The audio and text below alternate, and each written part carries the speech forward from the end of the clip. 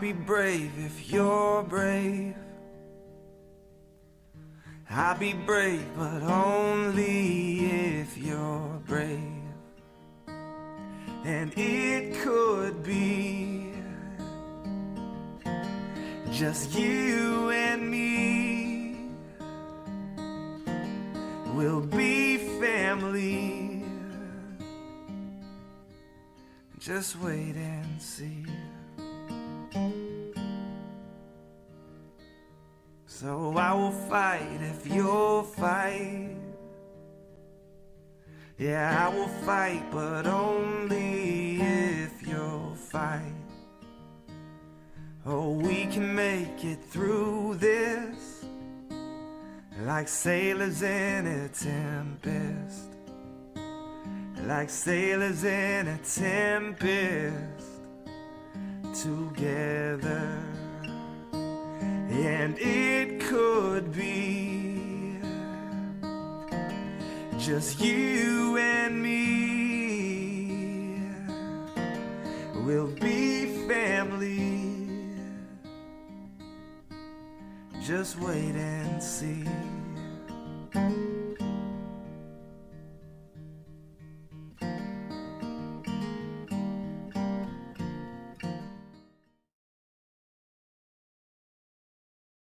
Welcome to tonight's Lung Cancer Living Room. So happy to see all of you here. Lots of new faces and lots of people that have been coming around for a long time. So welcome, welcome. Welcome to everybody online who might be signing in from hopefully some comfy place with a glass of wine or your favorite beverage, ready to listen to what we're going to talk about tonight. As most of you know, tonight is the much anticipated annual Best of ASCO. ASCO being the Association for Clinical Oncology, and it's a meeting that, or American Society of Clinical Oncology, it's the annual meeting that we talk about where all the people that are out there doing research get to come and present their data and tell us all the exciting things that are coming down the pike. So tonight we've got two very special people here with us, and I used to do a lot of spend a lot of time introducing our panelists and reading bios, although Dr. Sands is a good friend of mine and Andrew's one of my colleagues, so I feel like I know them better than most of our panelists. I'd like to let them introduce themselves, tell you a little bit how they got into what they're doing, why lung cancer matters to them, make it a little bit more personal. So when we get to that point, I will let them do that. We're going to do tonight, like we always do, with an around the room. We have a very full room tonight, so hopefully we can get through that fairly quickly so we can get to the presentation about all the exciting things that are happening in the lung cancer space right now. Anybody online who wants to say hello, Michelle is on YouTube. David Leduc is on Facebook Live, and I think a couple of other, Amy's on. So a couple of other people from GoTo Foundation are on, ready, willing, and able to answer and talk to you, and to get your questions to the panel if you have any. So please don't hesitate. Like I said, Q&A throughout. In the room, if you have a cell phone, please silence it. I say that every month, and inevitably somebody's phone rings, and I will point you out. It's usually yours. So, yeah, no, I learned my lesson. Mine's in my office. I no longer let it sit down here. Thank you for that. So please don't hesitate. Also, when you're asking questions, don't feel like you can't ask a question because it's too personal to you and what you're going through. That is why we do this meeting. That is why we have it. We bring to you experts in the field that you wouldn't otherwise have access to. Dr. Sands has, of course, been here at our living room before and spoken. Some of you may remember when he was here. But that's why we do this. We want you to have access to these people and be able to ask questions that are relative to what you're going through right now. And you never know when somebody watching either live tonight or coming back to watch later after we archive the video might think, that's a question I would have asked. So please, please, please don't hesitate. I am going to start to our left because Barb has been representing Dave for several months at this meeting now, and Dave is actually here tonight.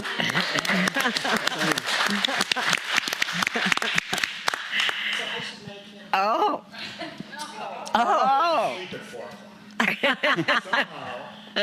Got in the shower, got my ass out, and that's all to Barb. So I was not, when I woke up at 4 thinking, there's no way. Yeah. But I'm going to let her give the update. Okay. So good to see everybody. Great to be back. Oh, and Thanks, it's Dave. exciting to have you back. Okay, so I'm going to try and do this very fast because I know we got so many people. So Dave was diagnosed in March of 2017 with stage 4 non-small cell lung cancer, adenocarcinoma, EGFR positive, exon 19 deletion, with metastases to his brain, lymph node, and extensive pleural effusion in the lining around his lungs. So he immediately went under SRS, stereotactic radiosurgery, to his brain, to the 6 lesions in his brain, and then was put on Tarceva.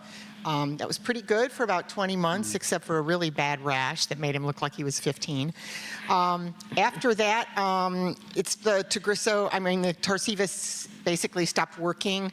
After about 20 months, it was spreading to his bones. The pleural effusion started building up again. Scans showed that it had moved to his liver, additional lymph nodes, and all over his bones, which is where he was really feeling it. So at that time, they put him on Tagrisso. After about a month or less than 2, it was clear it wasn't working, so they took him off that. He started, in this February of this year, he started chemo. First of all, carbo and Alimta, then Alimta only, his first scan showed that was working. The next scan showed it was progressing in the bones still. So they added Avastin to his mix. That's been 2 times now. He also gets Zometa. He's got a scan coming up in end of August. Will be his next one. We're hoping to get a second opinion with Dr. Neal to review that scan and other results, because they've talked about, if it's progressing at that time, about possibly putting him on Keytruda because he's a high PD-L1. But we'll wait and see, and that's the update. Thanks, Barb. Wow. Good job. Good job. Well, you look great. We're very happy to Yeah. have you here. Very happy. Oh, we don't have to share the champagne with you either, do we? Are you drinking champagne now? See? Hi, Rick. Hi, I'm Rick. I was diagnosed February of 2015 with stage 4 adenocarcinoma.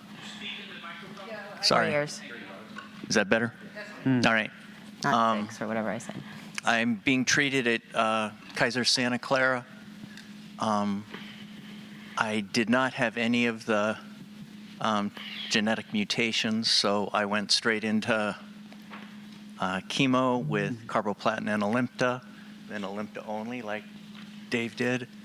After about 9 months, I had progression in my adrenal gland, but since my lung and lymph nodes were clear, they were able to surgically remove that.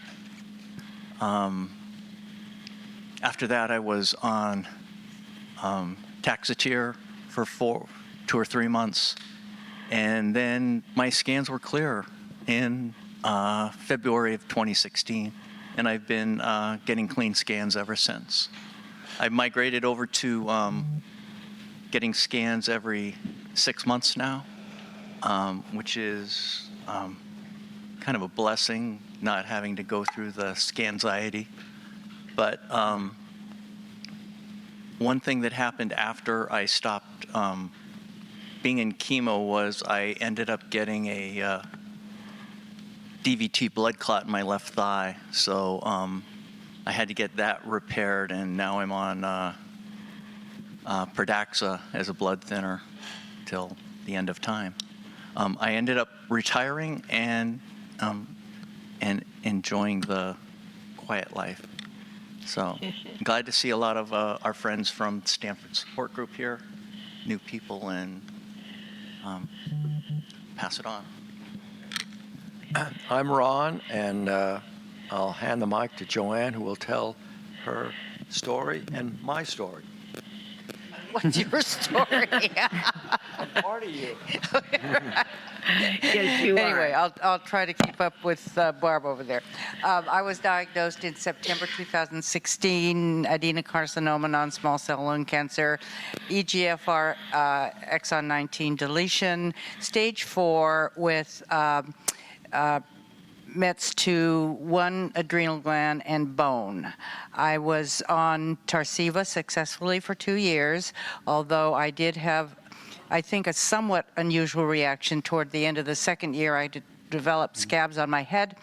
And after going off of the Tarceva, the scabs and the hair all fell off together. But my hair, that was over almost a year ago, and so my hair is now coming back. Anyway, I through a blood testing for circulating tumor DNA that I am in a trial at Natera. I don't think it's any longer a trial. It was at the time at Natera.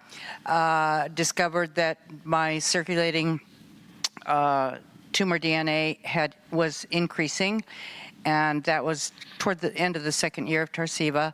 A Guardant test showed that the increase was T790M, so I went on to Tagrisso, and it was right at the time that Tagrisso was approved first line, so because of the scabbing head, I was about to do Tagrisso anyway, but it all coincided, and I've been on the Tagrisso relatively side effect free for 11 months, and that's where I am. And looking fine. It's that hair, right? Yeah, looking You great. do. It's a little fuzzy, but it'll do. People pay for that. Yeah. Yeah. I'm Cheryl, the other half of Jeff. Jeff was diagnosed August of 2018. He's on Tagrisso successfully since then. He's got stage 4 adenocarcinoma, non-small cell lung cancer, upper left lobe, 2 mediastinum lymph nodes, and up in his brain. Everything's responding very well. He had stereotactic radiation 1 round to the brain, and he gets to go back to work next month. Yay.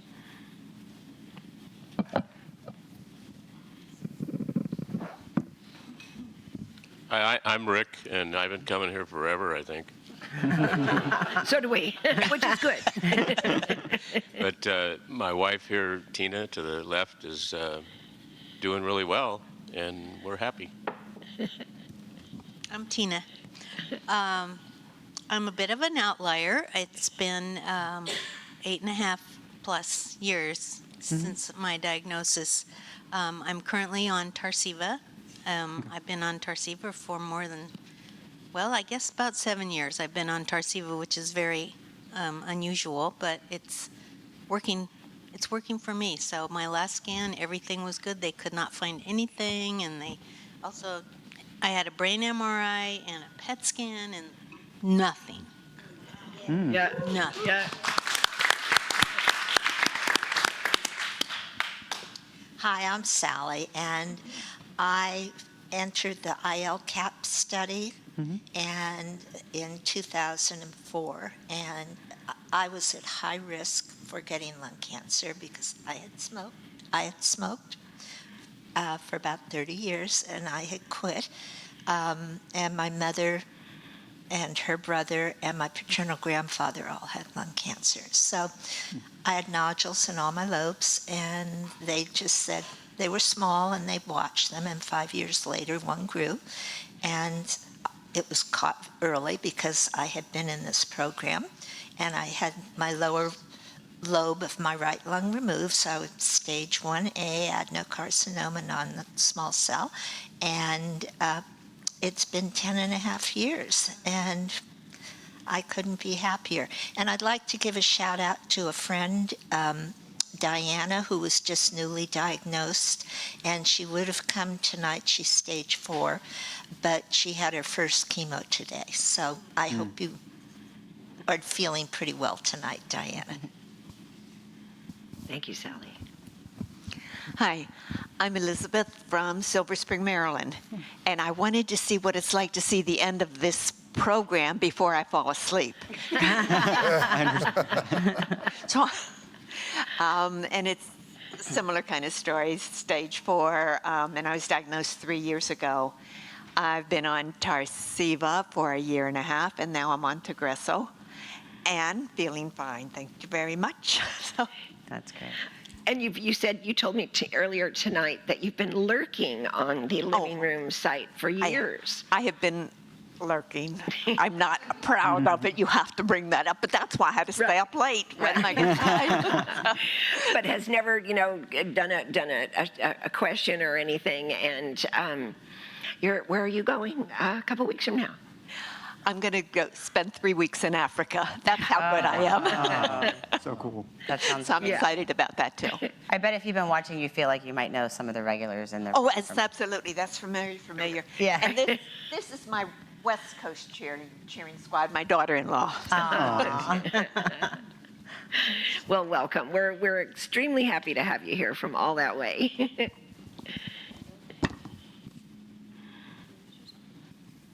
Hi, I'm Judy. I am Nicole's friend, sister, cheerleader, advocate. Just here to support her and to hear all of your stories and to support you as well. I'm Nicole Stone. I was diagnosed September 1st in 2018. Non-small cell adenocarcinoma, EGFR positive. 14 tumors. They were in my brain, one in my breast, in my liver, and in my bones.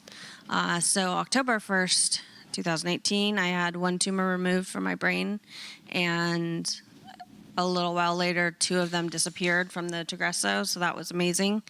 And there's one still there, but I'll find out more tomorrow because I did an MRI today, so hopefully I'll find out more about that. I've been on Tagresso for about 9 months. One thing I didn't say is that it's hereditary, so it's the germline T790M. And so I think I'm supposed to talk to one of you guys later about a study or something. Yeah. Okay, cool. It's called in here. And everything was great until June. A couple days before my son's graduation, I found out that there was a new tumor in my lung and did a biopsy and had the whole waiting game and anxiety of what we were going to find. And so now we found it's MET amplification. So I'm learning about that. I really don't know much. But what we have decided, or Dr. Neal has decided, is that I will start a clinical trial to attack the EGFR amplification that's going on. And then once my insurance has approved everything, then I will go over and do the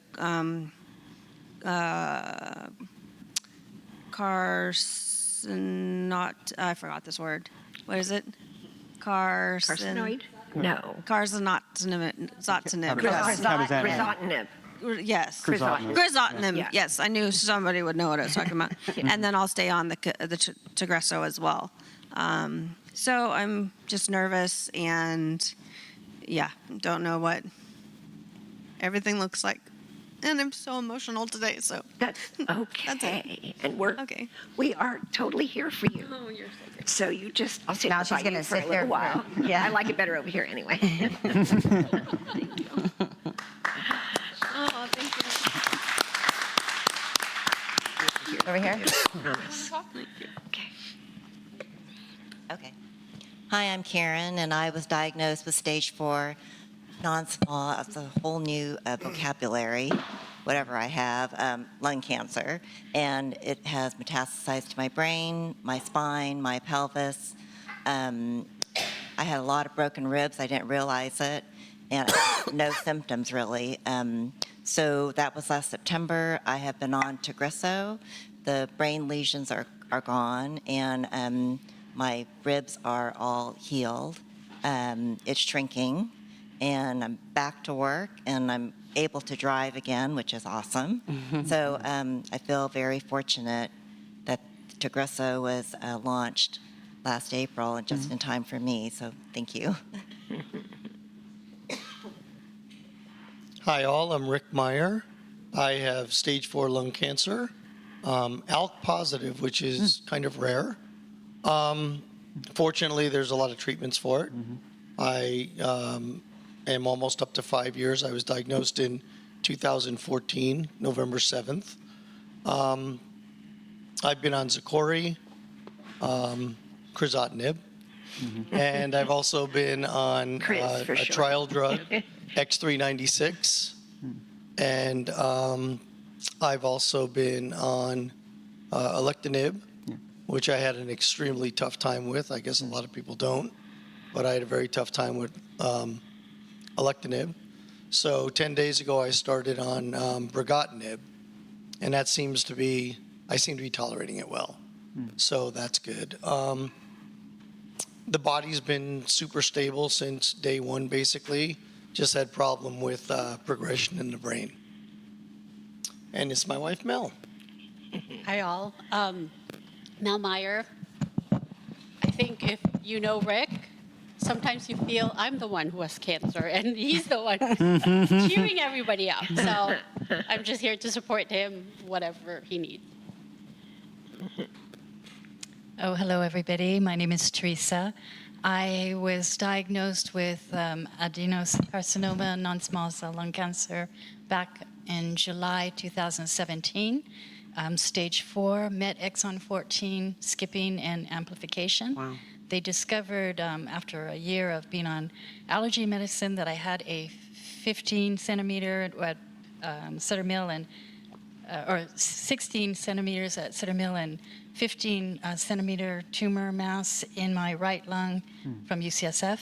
And so they put me on crizotinib, and they say I'm one of the only cases they know of where it shrunk the tumor mass 60% within the first 3 months.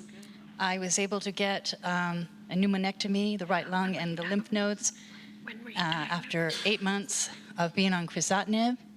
And they said I had a pathological complete response on crizotinib, no chemotherapy, and I just stopped the crizotinib a few months ago.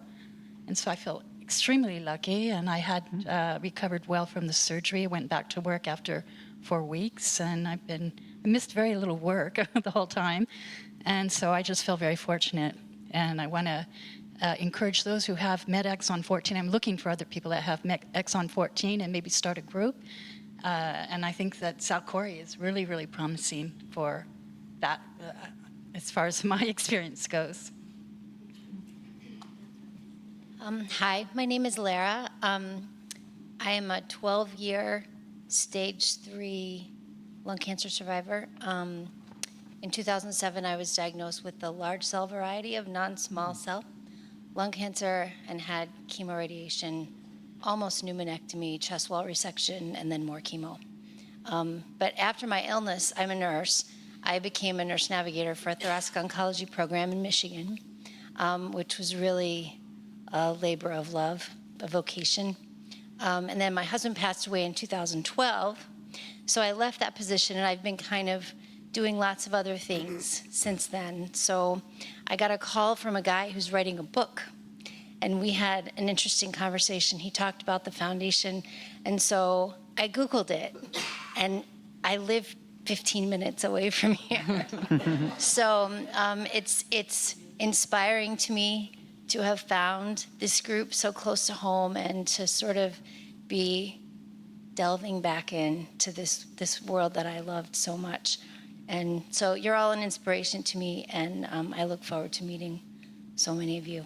Thank you.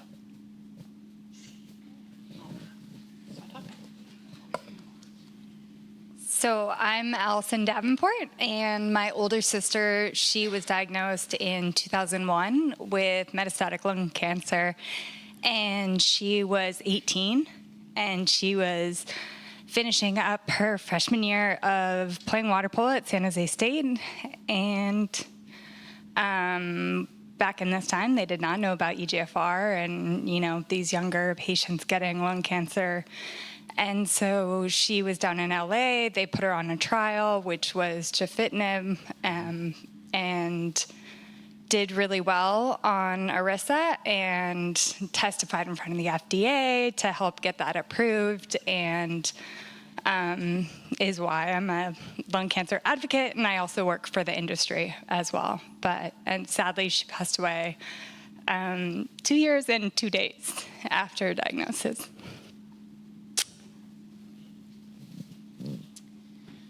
My name is Sarah Green. I am the Advocacy Alliance Director for AstraZeneca. I work with Allison.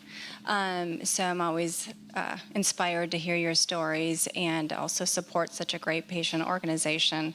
Not only is that my job, but my passion. I have 5 family members that have passed away from lung cancer, so it's very near and dear to my heart. Hi, I'm Ron Fong. Sally and I have brought coffee crunch cake tonight. That wasn't the reason I came. I told you a couple months ago about my neighbor, 30-year-old non-smoking Asian male, who got lung cancer. He went to the ER after that, about the same time that I presented about this, and was pretty close to death. And he's alive today. It turns out he has a RET mutation, and not too many people have a RET mutation, but he's now on a LOXO 292 trial, and he seems to be responding very well. So here's the advocacy, and it shouldn't be discovered by accident. So for those of you who are listening and watching, let's write Congress and get that HR 2222 bill passed to support more research dollars for lung cancer. So I'm here to help us beat lung Aren't you going to a summit next week? I am attending a summit. And you'll be on the Hill? I'll be on the Hill, and I will have a hat that says Dragon Warriors, because dragon is pronounced lung in Chinese, so it's a nice pun. And on the back, I'll have a hashtag beat lung cancer on the back of the hat. So I'm continuing the advocacy fight. Evie and I are looking hard at this month. Thank you. Thanks, Ron. My name is Peter Van Zitter. I drove up from Los Angeles this morning, and I have to be honest, I'm here for Ron's coffee cake. Honesty. I brought a lovely pair here, and I sold them on the coffee cake. I've been off-roading with my Rogue cells for almost 5 years now, in November of 2014. EGFR, exon 19, and started on Tarceva, went to carbo-Alimta, Alimta maintenance for 20 months, and now with Tagrisso for 13 months now. And I love coming up here whenever I can. It is a long drive, but it kind of gets us pumped up. So thank you. Thanks, Peter. I'm a free food junkie too, so. And I'll be with you on the Hill next week.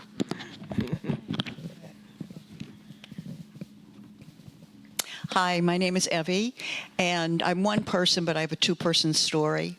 I've been here since 2011, came from 2011 to 2015 with my husband, Neil, who was diagnosed with stage 4 non-small cell adenocarcinoma, EGFR, and he passed on July 29th, 2015, so it's just 2 weeks from now. So, and I have to tell you, every time I come here, I'm inspired tonight, but it's always a hard time for me when I sit here. That's his story. And then my story started, I continued to be involved with the foundation, of course, because I love them and they do great work and they're an inspiration. But I was diagnosed with lung cancer as well a year ago, accidentally, very fortunate. Discovered at stage 1. I had a lobectomy, lower left lung, again, non-small cell, EGFR, just like my husband, but it's not catchy. We know that. And so I'm a year out and I'm no evidence of disease, and I'm very fortunate. And I realize that. Thank you for all being here. And the more I sit here, the more I learn. And thank you.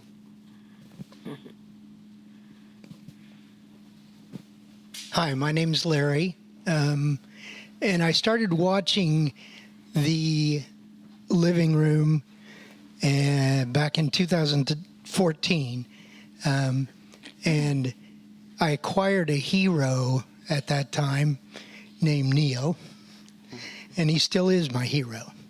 And I watched the living room but didn't attend for a long time. I was diagnosed in January 2013 with non-small cell adenocarcinoma stage 4.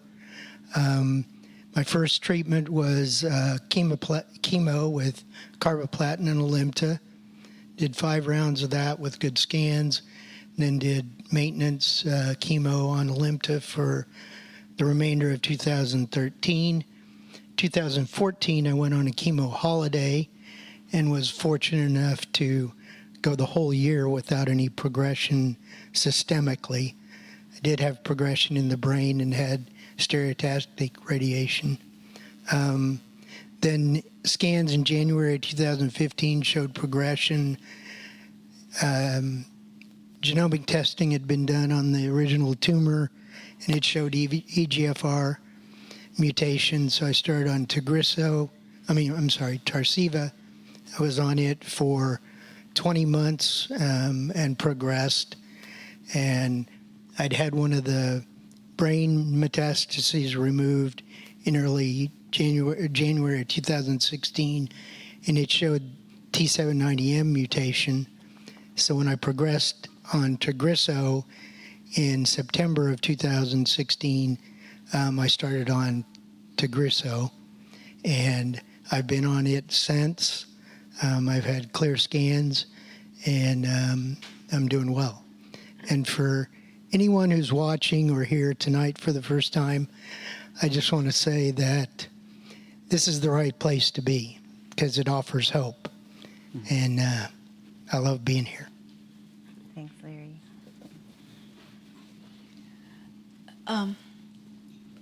Good evening, I'm Evangeline, and I started coming here almost a year ago, August of last year. It will be my anniversary next year, and I'm very happy that my social worker or case manager has encouraged me to come here.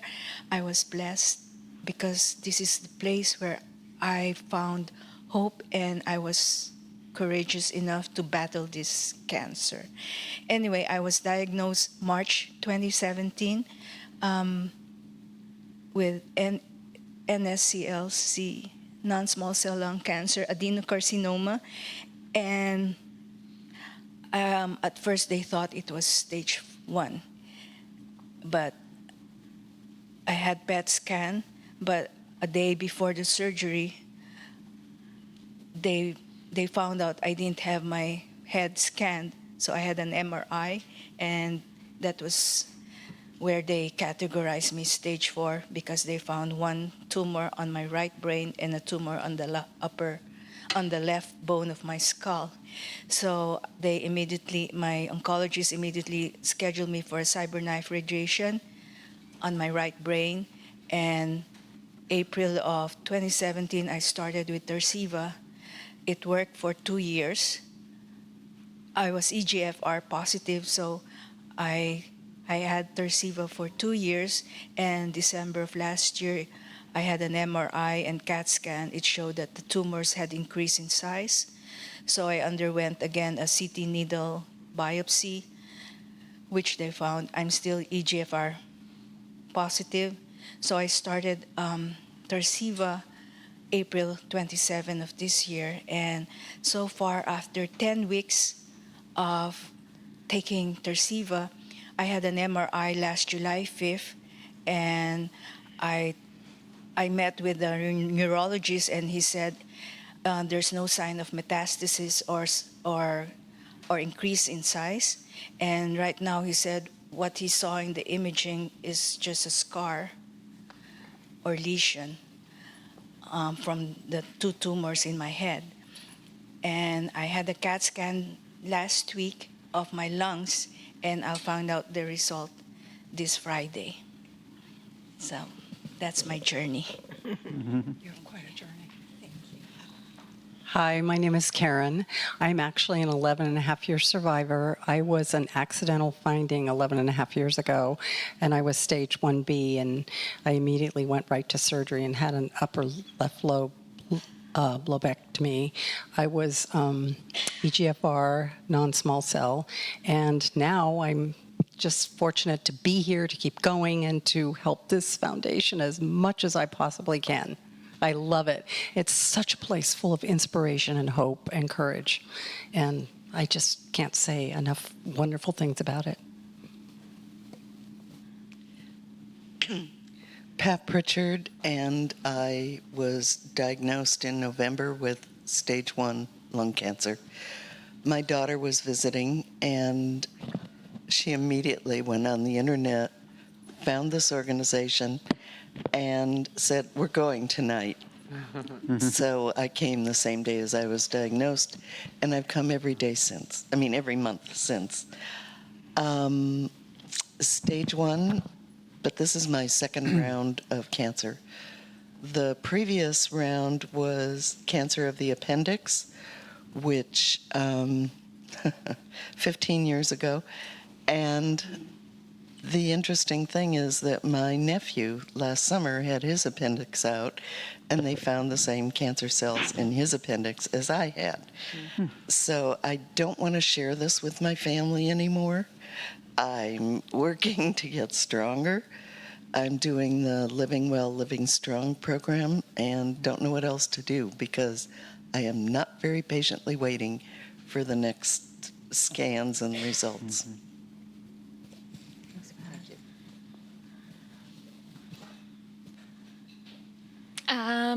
My name is Michelle Valadares. I was diagnosed in May 2017, stage 4 ALK mutation, non-small cell lung cancer.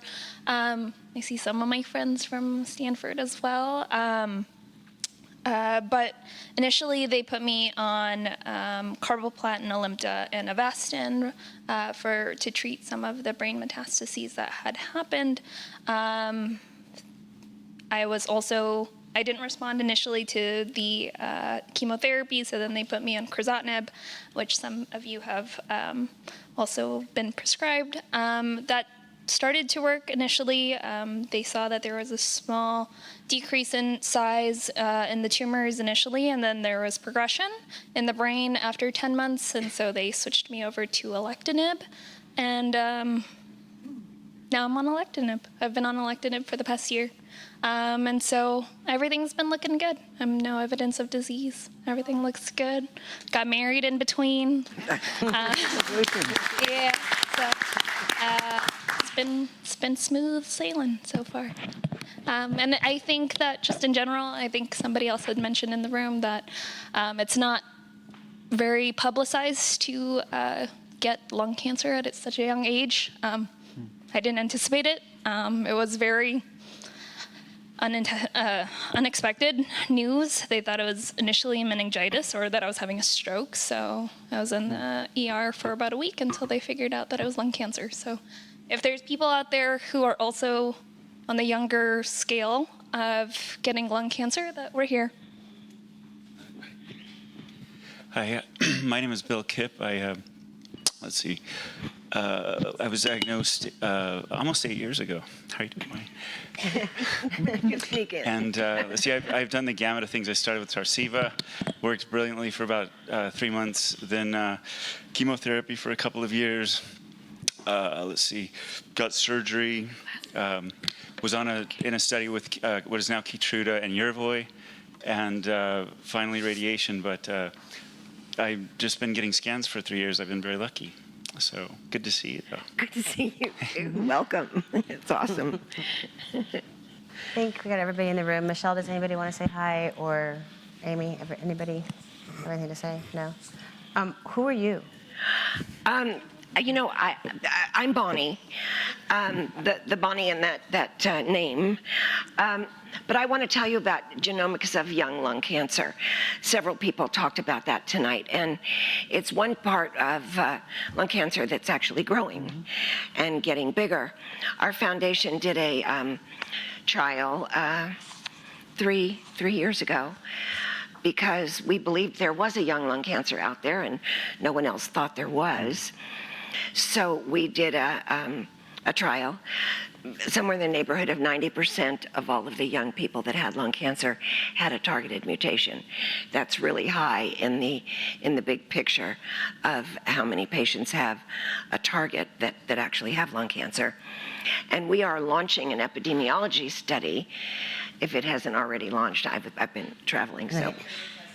Okay, we're beta testing it right now to find out why these young people are getting lung cancer. They're the complete antithesis of what people look at in patients that get lung cancer. And they're almost all never smokers. They're very athletic. They're fit. And even if they're not college athletes, they're spinners and runners. And I mean, they're just, you know, we don't know why, but we're going to find out. And there is a group of young lung patients out there. Are you in it? Michelle's over here. Yeah. We can connect you with we can them. connect you to that. But you talked about your sister. The whole inspiration for the genomics young lung study we did was for a young girl named Jill Costello. And she was the coxswain of the Cal Berkeley crew team. And same thing. She was diagnosed. They took forever to diagnose her because they clearly were not looking for lung cancer. And you know, she passed just a couple of days after she graduated from Berkeley and brought the Cal Berkeley crew team to the second place in the nationals. So more to come. So I took my time to talk about that instead. I said, okay, Chief.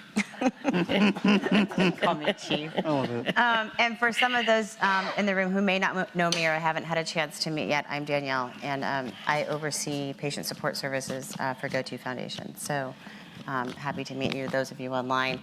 Anybody who's coming back and watching, hello, hello, hello. And with that, She's also my older daughter. It's true. The younger young one's one's here wandering somewhere. I around don't know somewhere. where she is, but yes, we do love to say that. I won't tell them how old I am and make you feel bad. Yeah, don't. Anyway, with that, I'm going to turn it over to our panelists, Jacob and Andrew, who, as I said, are my colleagues and friends in this space that we are all walking in. So, Dr. Sands, would you like to start? It's so good to be here. I love it every time. I love hearing the go around the room and how everyone's doing and hearing everyone's stories. I always love being here with the Adarios and the whole foundation, now GoTo with the merging of two extraordinary organizations. So it's a lot of fun to be able to be here and take questions and discuss this topic that is obviously so personal to every individual in this room and something that I deal with every day professionally. But you know, a lot of the people I take care of truly become close friends, and I still end up getting dinner sometimes with the partners of patients that have passed, and this has very much become a part of my personal life, but I do recognize that's still dramatically different than actually living with it and hearing people go around the room and just the diversity of experiences and such. It's just great to be here. It's great to hear all of that. It's pretty cool, Peter and Elizabeth coming from distances, especially the East Coast. So I came from the East Coast too, but you came here to be a part of a living room that you've already heard so much and been so much a part of, and now to be here in the room, that's what a great journey to be here. So I'm just thrilled to be here, so thank you very much. Thanks. For those of you who don't know, so he came from Boston, and he comes from Dana-Farber, so that's where Dr. Oh, yeah, that's right. You wanted me to introduce Yeah, you. that's right. He's a medical I get lost in oncologist. the, So they know you actually have right. So something to do. You know So why am I in the room? Yeah, exactly. I get it. So I am a thoracic medical oncologist. So I am a medical oncologist. I treat people with lung cancer and prescribe many of the drugs that have been discussed in this room. I started my career at Leahy, which really has kind of the benchmark lung screening program. So Sally, your story through ILCAP. That's through lung screening. This is a huge initiative. And so I end up doing a lot of work in lung screening. I lead at Dana-Farber, I lead our clinical small cell lung cancer program, but treat a lot of non-small cell lung cancer, write clinical trials in both non-small cell and small cell. So my career is entirely focused on taking care of people with lung cancer and pushing research to find better treatments, to get those treatments to the public faster. Great. Andrew? So hi, it's nice to meet you guys. My name is Andrew, and I'm actually part of the GoTo Foundation from our Washington, D.C. office. So I love hearing that, our Washington, D.C. I sound too D.C. then, right? Yeah. But so like Sally, it's great to be here actually in the room and actually be a part of it earlier in the day than usual, which is nice. But yeah, I kind of wear two hats in the organization. I think the most important one is I talk on the phone, I talk on the email to patients and caregivers just like you guys, doing clinical trial and treatment navigation, kind of helping people navigate everything that's out there, you know, and the right questions to ask your doctor. But I also use that information and drive research partnerships with a lot of our clinical and industry partners, trying to get research studies in place to answer some of the questions that I couldn't answer for you guys on the phone. And, you know, I started my career as a bench type researcher, researching in the lab cancer. I started in breast cancer and worked my way into lung cancer, but really I focused on trying to figure out why certain treatments stopped working for certain patients, you know, and that was kind of what drove me. But at the bench, I felt kind of isolated from who I was working for. You know, we were sitting in a room all day, and I knew I was doing this for patients, but I never saw them. And, you know, after a while I said, you know, I need to know what people are actually facing and, you know, lots of other things. Like if I make a treatment, how does it get to the person and what's holding it back? You know, am I doing the right treatment? So I transitioned to working for GoTo Foundation, where I can kind of do my research background and connect, you know, directly and put the patient voice into the research, which is something I was missing. And I'm so happy every day to be a part of that, doing it. And, you know, now to be in the room with you guys. And it's just so great to hear everyone's stories. Yeah, Andrew watches from DC. He's a lurker. So he's Eastern Standard Time as well. Usually. Yeah. So, although I'm not convinced he's not still somewhat on Eastern Standard Time. I'm not sure either. He just flew in yesterday, so. And it's great. It's great to hear like people like Ron and some of the others that will be next week for our summit in DC. I'm looking forward to seeing you on that too. So. Yeah, the summit. We're going to talk a little bit about the summit when we do some housekeeping and give you guys some that aren't able to go, some ideas on how you can actually help on that day. So we'll talk a little bit about that once we get to the meat of what we're doing. Before we jump into the presentation, I want to kind of forewarn you. Some of you have seen this before, some of you have not. We're going to dive into some graphs that look like you will not be able to understand what it is they're trying to tell you, but these amazing gentlemen sitting to my left will be able to explain it. But before that, Andrew, if you could just explain a little bit about the different types of graphs and what it is we're looking at, so it doesn't look like a completely different language once we shine them up there. Yeah, sure. And I think that's a good segue because I kind of call this the what exactly am I looking at tonight section. So there's kind of several things, and we're going to be flashing, you know, a lot of graphs, but really the point is, what does that all mean for me? And so I thought I'd start by just talking about kind of the three main graphs that you'd see from ASCO. And the first two that I'm kind of showing here are graphs from clinical trials that were actually part of ASCO that are focused on how individual patients, what happens to them in a clinical trial. And these are graphs that are usually presented kind of early on when they're looking at a new drug and trying to figure out how it initially works. The first is on the top is called a waterfall plot because it looks like a waterfall kind of falling down when you really look at it from a big picture. But really what you're seeing there is every one of those bars is an individual patient's tumor who's received the drug that the clinical trial is interested in. And the big picture of this is when the bars go down, the patient's tumor got smaller. And when the bars go up, the patient's tumor got bigger. And really, you know, ideally what you want to see is a lot of people on the right with the tumor getting smaller, and that means that the drug is having what they call a higher response rate. But I think it's important to keep in mind, you know, when you're looking at this, you know, how good is good? These are a snapshot in time. So these are just looking at one point. So really, combined with that is the swimmer plot. And the swimmer plot is what I kind of call trying to put a patient's story out in the best graphical representation it is. So each one of those lines is actually a patient who's been on a treatment in the clinical trial. And it's showing, unlike the waterfall plot, which just shows a single point in time, that what's happened to the patient since they started on the drug. And the further the line goes to the right, they're swimming along, they're still on the same drug. And if there's an error at the end, it means that they're still continuing on that drug when they stopped looking at the clinical trial.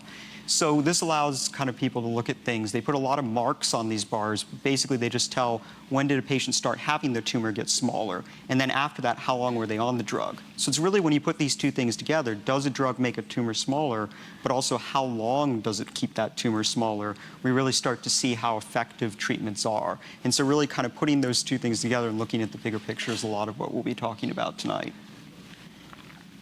And then I think, those two graphs are looking at individual patients, but really some of the most important things that we get from these clinical trials is when we look at the whole groups of patients, everybody that was part of a clinical trial. And this is really when we go to what we call a survival curve. And what happens in a survival curve is that each one of these lines are patients who received one of the treatments on the clinical trial. And a lot of later stage clinical trials compare two treatments to each other. So what you're seeing here is at the top of the graph, everyone is doing fine. They haven't had their tumor get bigger, they haven't had progression, or they haven't passed away. And at the bottom, the opposite is true. So as time goes on, things happen to patients, and that's when you see dips in these lines. So it allows you to see what's happening to the entire thing. The better a treatment is, the further that line will stay toward the top, where everybody's not had progression and things haven't happened, they're still successfully on the treatment. So you can kind of tell, how dramatic a treatment is an improvement over another by looking at the gap between those two lines. So what you really like to see, the big picture looking at these, is the further one line is away from the other line moved up, it's a bigger effect, and that drug is that much better. And so really that translates to improved survival and is really what we see at the very end of big clinical trials when drugs start to get approved and start given to patients. And this is kind of, I say, the meat of a lot of presentations. So really just kind of, starting out with a basic thing, looking at, how they look at individual patients and then groups of patients to try to see it. But, it's kind of an orientation, but we'll talk more about, what these things mean as we go along. But I thought it might be kind of nice just to show people, what exactly are we looking at. And do you have anything to add, Jacob? Well, I'll just say before we start going into this, one of the most common questions I get is something where somebody is asking me to predict what will happen. Right. If we start this drug, how's it going to go? What are the side effects going to be? How long is it going to work? And all of that. Now, this is impossible to say for one individual. I mean, we went out of the room. Michelle, Rick, totally different experiences with the same drug, same type of diagnosis. Why?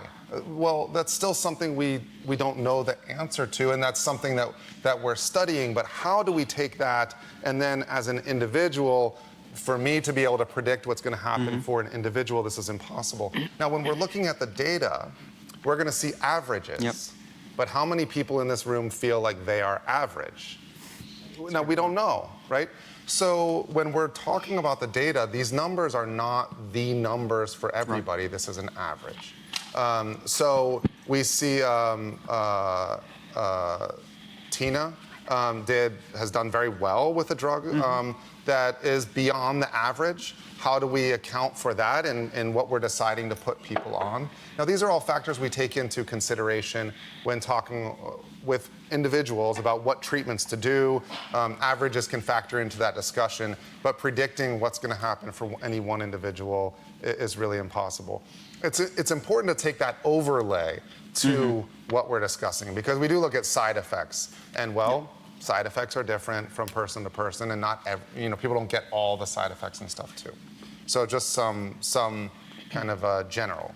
Now, this is an outline. These are essentially the slides for a talk when we reviewed the ASCO data at Dana-Farber in the thoracic group, when we did kind of our own review. Now, we did this as part of our discussion about pathways as well.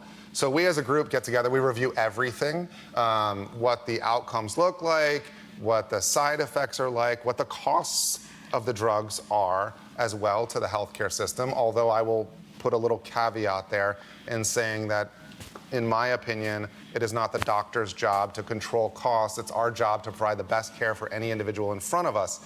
That being said, when you have two things that are essentially comparable, then cost is something that our healthcare system needs to figure out. But we take all of this into account in talking about what we think the pathways should really be, what should be the defined treatment in any given scenario.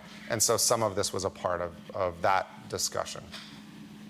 So this, we'll jump right in. So this is non-small cell lung cancer. Neoadjuvant means treatment before surgery, adjuvant treatment after surgery. This is a study that was presented by my colleague, Dr. Kwiatkowski, looking at atezolizumab, or Tecentriq. This is an immunotherapy.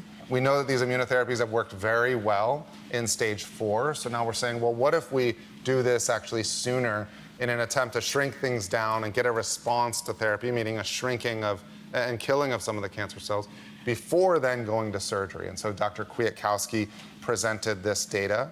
This is a waterfall plot, and this is really kind of what you want to see from a waterfall plot, in that all of this is down. Now you'll see on the left side, it says percent pathological regression. So that is the amount, the percentage that there appears to be a response within the tumor. And I'll also say that when looking at this, when you cut out a tumor, it's not 100% live cells. So even without getting some treatment, cutting that out, we will see some dead cells within there. So does that make sense, Elizabeth? Did you have a question about that?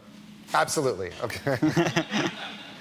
This is we are in the living room. Right. So please talk. Feel free to speak up or ask questions during this. The last thing I want to do is try and impart a whole bunch of diving into the sciences for the whole time. This is really meant to foster discussion. I think in my mind, walking out of here, if each of you feel like you're a little more equipped to see some of these figures and know what it means or have some broader context, that's the purpose to all of this. I don't expect you to walk out of here and go, oh, this drug had this. It's not a matter of memorizing all the science stuff. It's a matter of just understanding kind of the context of it. And I think understanding this is what they were looking at. I mean, at the end of the day, this is what they were looking at in this study. And is it showing promise or isn't it? Right? That's very basic. That's what you want to know, right? Is it looking good or nah? Is it not something I need to pay attention to? Exactly. Yes, and it's funny because there are so many levels to that, right?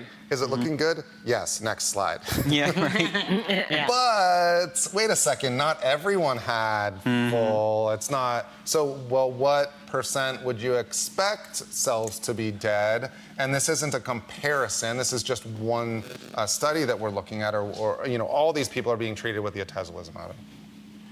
So, but that being said, you see that there are some with really dramatic shrinking of the tumor, or dramatic response to the tumor. And one of the concepts is major pathologic response. So that's when less than 10% of the cells within the sample are considered live cells versus those that have been killed. And so when we see something where 95% of the area of that mass appears like dead tissue, so 5% then of viable cells is what we would say. So that is major pathological response. And so they kind of looked at that as well. Side effects of atezolizumab, this kind of fits with what we generally see. We expect there to be some side effects. In fact, when you treat somebody with placebo, you see side effects, right?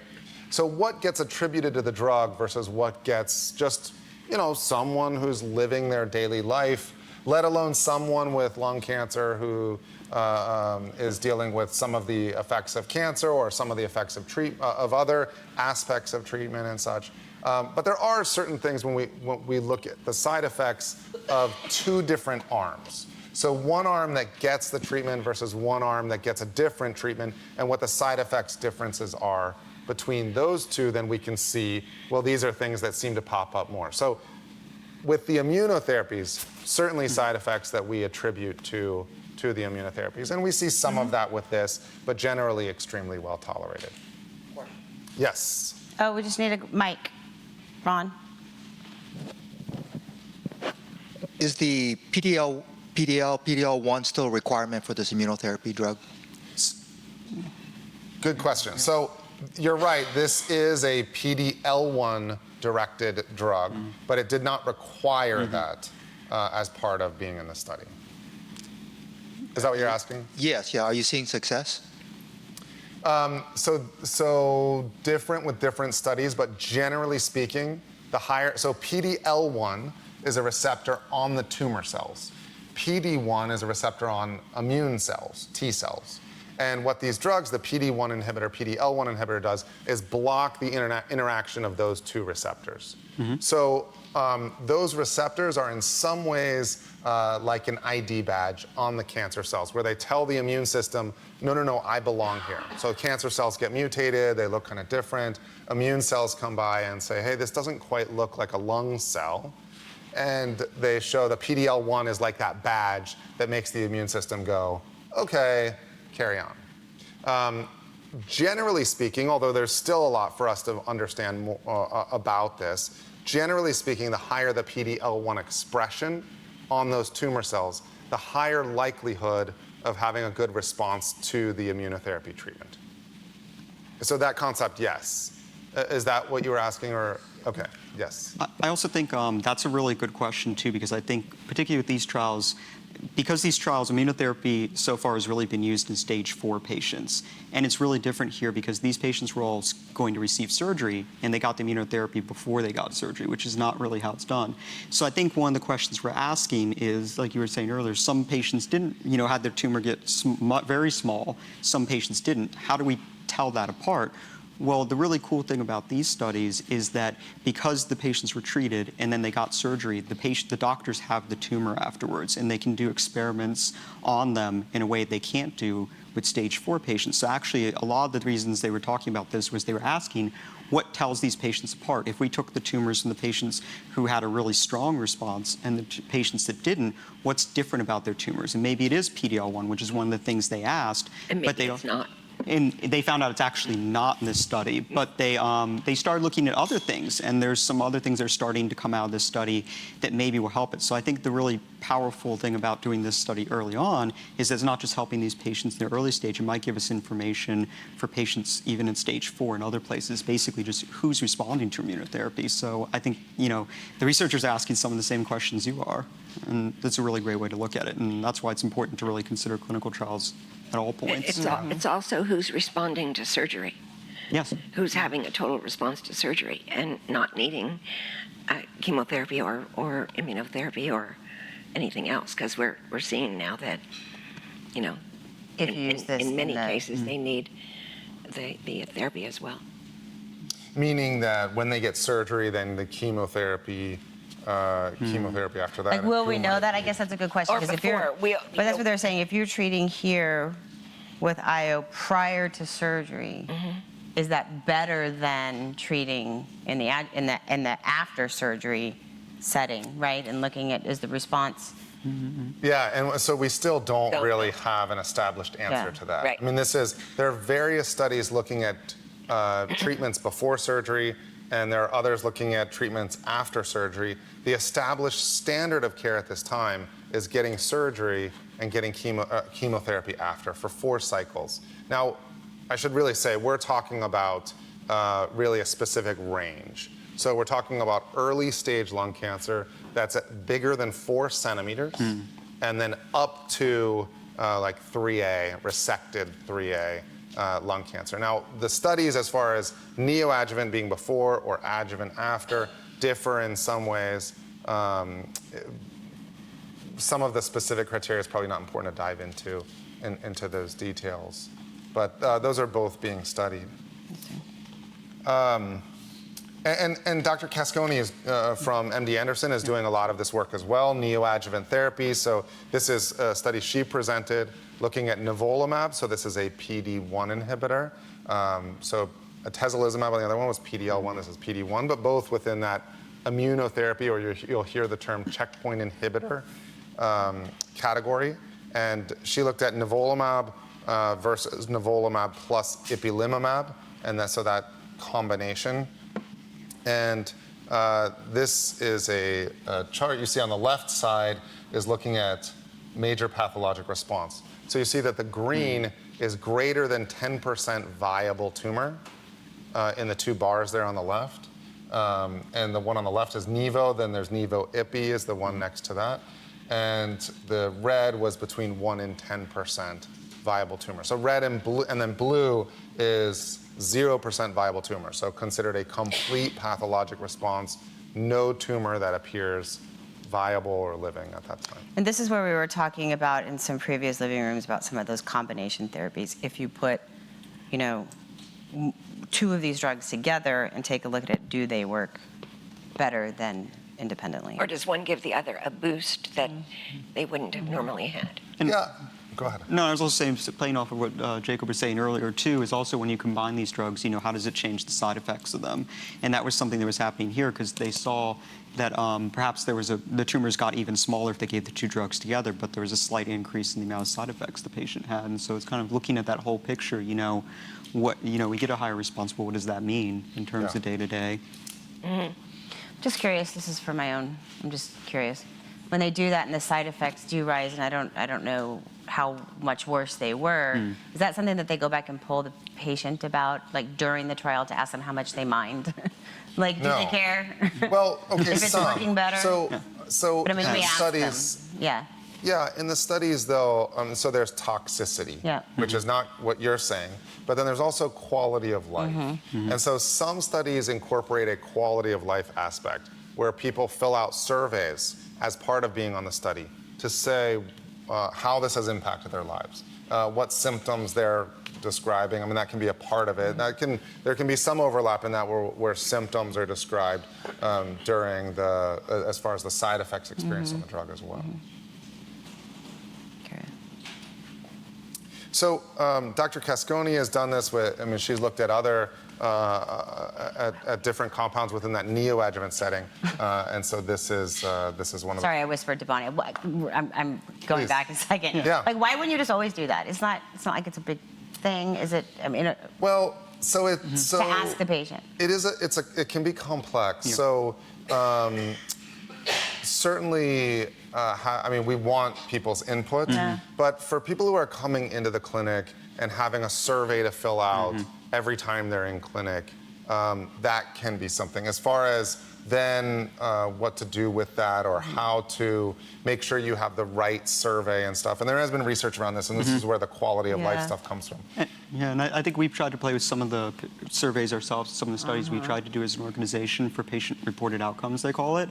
And we've struggled with that too. There's some that are very short, but may not gather as the same information as some that are very long. But if you're going to go in and be asked to do an hour-long survey every time you come to the clinic in addition to getting your treatment, you know, that's something that might matter too. So I think you're right. We've struggled with how to really get this information that's important, but you know. And I guess the answer, you know, in hindsight of asking it, is going to vary from patient to patient, because some patients won't mind. Right, and that's the other part of this. Right. Is that there's so much variability amongst individuals, and so now certainly there is research in this area. So I'm not actually stepping away from that, but doing the science around people's experiences can be complicated due to their interpretation or their ability to deal with certain, you know, people have different pain thresholds, people have different thresholds for everything. Yeah. But there are validated quality of life surveys that often are incorporated with different studies. Those quality of life, I mean, I guess to your point, generally we're talking about how effective drugs are and whether or not that should then be an approved therapy, as opposed to people's quality of life surveys. There are drugs that have been approved because they improve people's quality of life, even if they don't improve survival overall. That has existed. I mean, and is the converse true? Even if the quality of life may go down, the drugs are still approved? Like, I guess what I'm saying is I would hate a drug not to be approved just because the adverse events or the side effects were really bad for some people and not everybody. Does that happen? I'm just curious. Well, you know, I guess maybe that answers your question as to why, because what people want is effective drugs. Yeah. To your point. They want effective drugs. Yeah. So if a drug is really effective, we see the tolerability for that drug based on how many people stop taking it, how many people dose reduce it. So if people are continuing on the drug and there's a side effect, we see a side effect profile to it, but 3% of people are ever dose reducing or coming off, then clearly that's tolerated. Right. So as far as whether people mind, you know, we get some of that based on are there dose reductions or people stopping therapy. I'm just thinking about the amount of people that, you know, have said they will not go on chemotherapy because of what they've heard about chemotherapy, right? And Yes. chemotherapy sounds like a really scary thing, but we know it's beneficial for a lot of people. Absolutely true, and that's a conversation I have all the time with, I think, thankfully we've had huge advances in the last, really in the last 5 years, but 20 years especially. And so what people picture with chemotherapy is often not their experience with chemotherapy.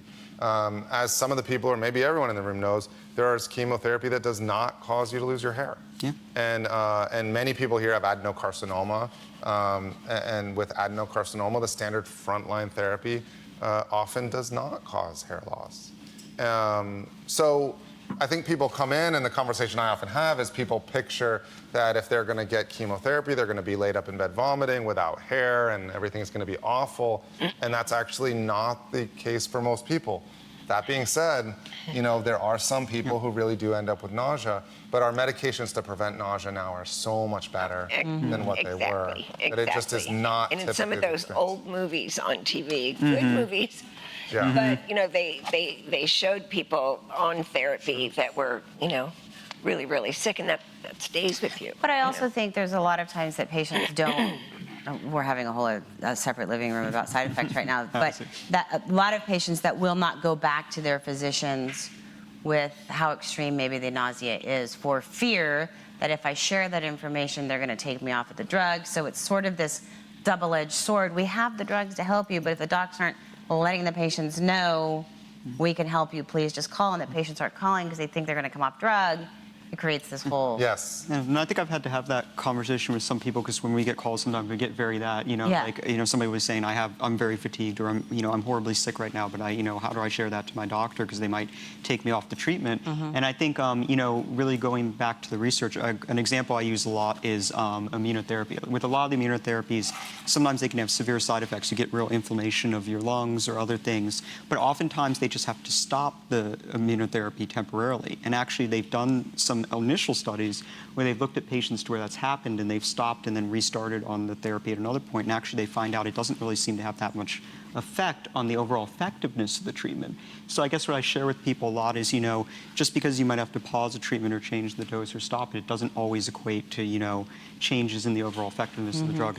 And in fact, having the side effects go on can actually reduce the doctor's ability to, give you the strongest treatment. And so it's and manage and help you manage your side effects. Pain. So I had a patient recently tell me that was on an IO drug, and the drug was working well when she went back in for her test. But she said, all of a sudden, during the treatment, the lung where my tumors were, she had the ground glass tumors. She said, it burned so bad, but I could feel it melting away the tumors. Next scan, 60% of the tumors gone.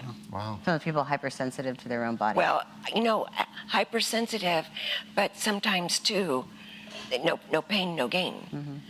So there's a lot of discussions that need to take place.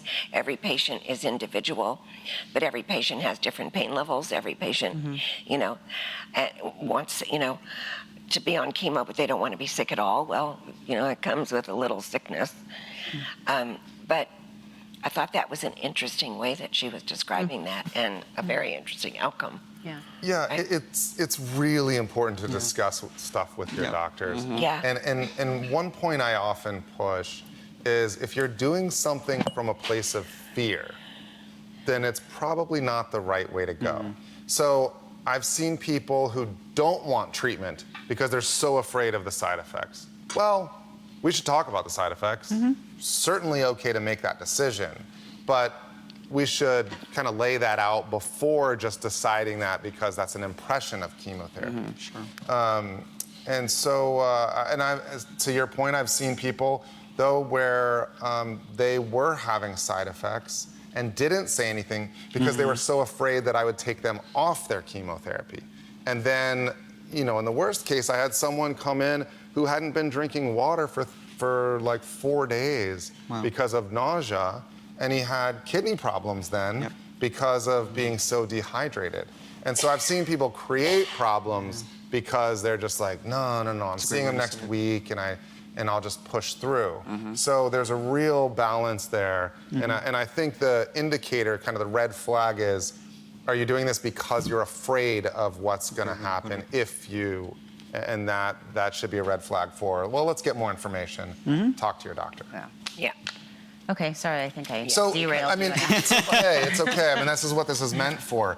So, you know, we talked about atezolizumab, we talked about nivolumab, ipilimumab, all in the neoadjuvant setting, pre-surgery setting. Essentially, what we're getting at is this is not data that means, okay, now we should start doing this now, but this is promising data that's going to drive further studies looking at immunotherapy before surgery because we're getting a good signal. So to your question earlier, is this good? Yes. Both of these, yes. Good. EGFR. Now this is relevant to a lot of the people in the room. This was a study looking at ramucirumab plus erlotinib, which is Tarceva, versus placebo plus erlotinib. So a lot of questions we get around clinical trials is people say, wait a second, I don't want to be getting placebo. So when there is a placebo used, it is almost always in this situation. So it's a randomization, means that there's a way of defining in a as random a way as possible which arm of the study people end up on. You cannot choose. So, but both sides are getting erlotinib, both sides getting standard of care, and then one arm gets the ramucirumab, the other one gets placebo. And this was the progression-free survival curve to this. So now on the bottom there you have time, and on the left side is the probability or percent. And so when we see those curves separate out, that represents a difference between the two groups. The higher, the better. And the best case would be a line just straight across the top, because that's people whose cancer has not grown in any way for the duration of the study. What we see here is that the erlotinib with the chemotherapy looked better than the erlotinib alone in the duration that it controls the disease. This is a forest plot, which we won't really dive into. And this is looking at PFS2. So this is, PFS is progression-free survival.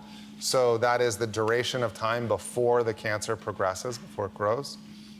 PFS2 is the duration of, they're defining it as from the start of treatment to the time that it grows for the second time. And that also looks like a separation there, which is encouraging. We don't have overall survival, which is ultimately, of course, very meaningful. But this is, so this is a study from last year, just to give context. And this was erlotinib plus bevacizumab. Bevacizumab and ramucirumab are similar, are the same class of drugs. And we see progression-free survival advantage here. But the curves then come together when we're talking about overall survival. So for some reason, this drug has caused the disease to be controlled for longer, but in this specific circumstance, didn't end up in an overall survival difference. Benefit. So, although this looks promising to see this, and may very well be, next year, who knows, maybe we'll be talking all about this, there's still more to play out to this. There's still more to gather on this. Now, the other thing, well, I'll come to this. I'll mention this one, and then we can kind of break for a discussion around all of this. But this is gefitinib versus gefitinib plus chemotherapy. So everyone's getting the gefitinib. Half of the people are getting chemotherapy also with it. These are the qualities of all the people enrolling, and this is the waterfall plot. So we see almost, a lot of down, which is very good, and we know that gefitinib tends to work very well for those with an EGFR sensitizing mutation. And we see the curves separate out again. So there were people that saw this data and then came in saying, oh, should we be adding chemotherapy? And this is where people will see new research come up. They're on a treatment that's working. New research come up and go, oh, no. Can I switch? I want the new one. And, Tina did very well on just single drug. Would she have done better with chemotherapy? Well, it doesn't sound like it because sounds like things have been very good for a long time already. And this is where, when you have individuals that are doing well on a drug, changing over to something new just because is unlikely to be the answer in things, but it drives further kind of what happens down the line. Now, I'll point out... Barb, do you have a question before you move? Sorry. Well, yeah, I guess, as we've listened to everybody's stories around the room, there are so many different paths, and I know you always talk about different lung cancers. And so many of the studies that we've sort of looked at a high level, a lot of them are like, or even we see new approvals for drugs, they're like for first-line treatment or for second-line if this hasn't worked. Well, I'm just wondering in the world of clinical trials, is like, do you have a bucket for people who have done 7 different paths and they're still alive but still progressing? I mean, it's just like, what happens to all those people? Yes, we do. Mm-hmm. We do. Yes. And so there was a poster that I presented actually at ASCO that is not part of this update on a drug for people who have really had progression on everything else. And this is something that's an antibody drug conjugate. So it's a drug that binds to a receptor that's seen more on lung cancer cells, a TROP2 receptor, but it binds to the receptor, gets pulled into the cell, and then releases the toxin in the cell and kills the cell. And so I had a poster on that drug. That's one drug of among others as well. That was a phase 1 study, or is an ongoing phase 1 study, meaning that we're doing increasing doses with people being enrolled. And so in the poster that I presented, the responses have increased as we've increased the doses. Generally has been well tolerated. There have been some side effects noted as reported. So it's been a promising therapy. It's one that will move forward, but there are others as well. That's just one example. So, all of these are kind of, any clinical trial is something that fits a defined population of people. And so a population of people who have gotten all kind of approved drugs is also a population where we're really often using the earlier, kind of the newest drugs in research to look at those. Nobody wants to be in this room for personal reasons. Chris Draft, another patient advocate who has the Chris Draft Foundation, often says, nobody gets up in the morning and just goes, you know what? I think I'm going to be a patient advocate for lung cancer. People get pulled into it. Something happens. So obviously no one wants to be here for that reason. That being said, we are in a remarkable time as far as the sciences of things. I mean, academically, what's going on is truly extraordinary. And we have more and more novel treatments that are now coming into the clinic as part of clinical trials and research. And there are a couple which we'll highlight, and mostly we're going to breeze through some of these, but I'll point those out when we get to those. So that setting that you're talking about, the opportunities are dramatically different than 5 years ago even. Yes? Just grab it. Michelle, is there a mic? Yeah. So 2 quick things. To Tina's situation, there's an old expression, if it ain't broke, don't fix it. So I totally agree with that. And then on these studies, are they doing any studies about what drugs you start with? Yeah. So now, like alectinib is a first-line drug for ALK, but they've determined over time that you mutate around things.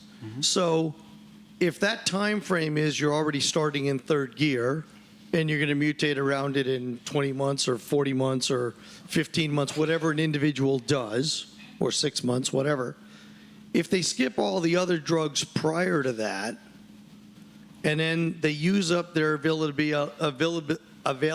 on that drug, and then there's another drug to go after it, and then they use up that, and they run out of new protocols, that creates a problem. So have they done any studies to see, is it really better to start with a later line drug than an earlier line drug and leave that in the toolbox? That is a perfect segue to this slide. I was about to say. That is. Yeah. That is. So You knew what thank to you. ask. Thank you for that. Because, you know, Because now you're going to be able to understand the slide that Jake is about to show you. Right. yeah, no, I like that. It's good to get context for all of these because otherwise these all just seem like loose information. So I just talked to you about chemotherapy plus gefitinib being better than the gefitinib alone. But you know, in the US at this point now, osimertinib really is the standard of care frontline drug for EGFR sensitizing mutation.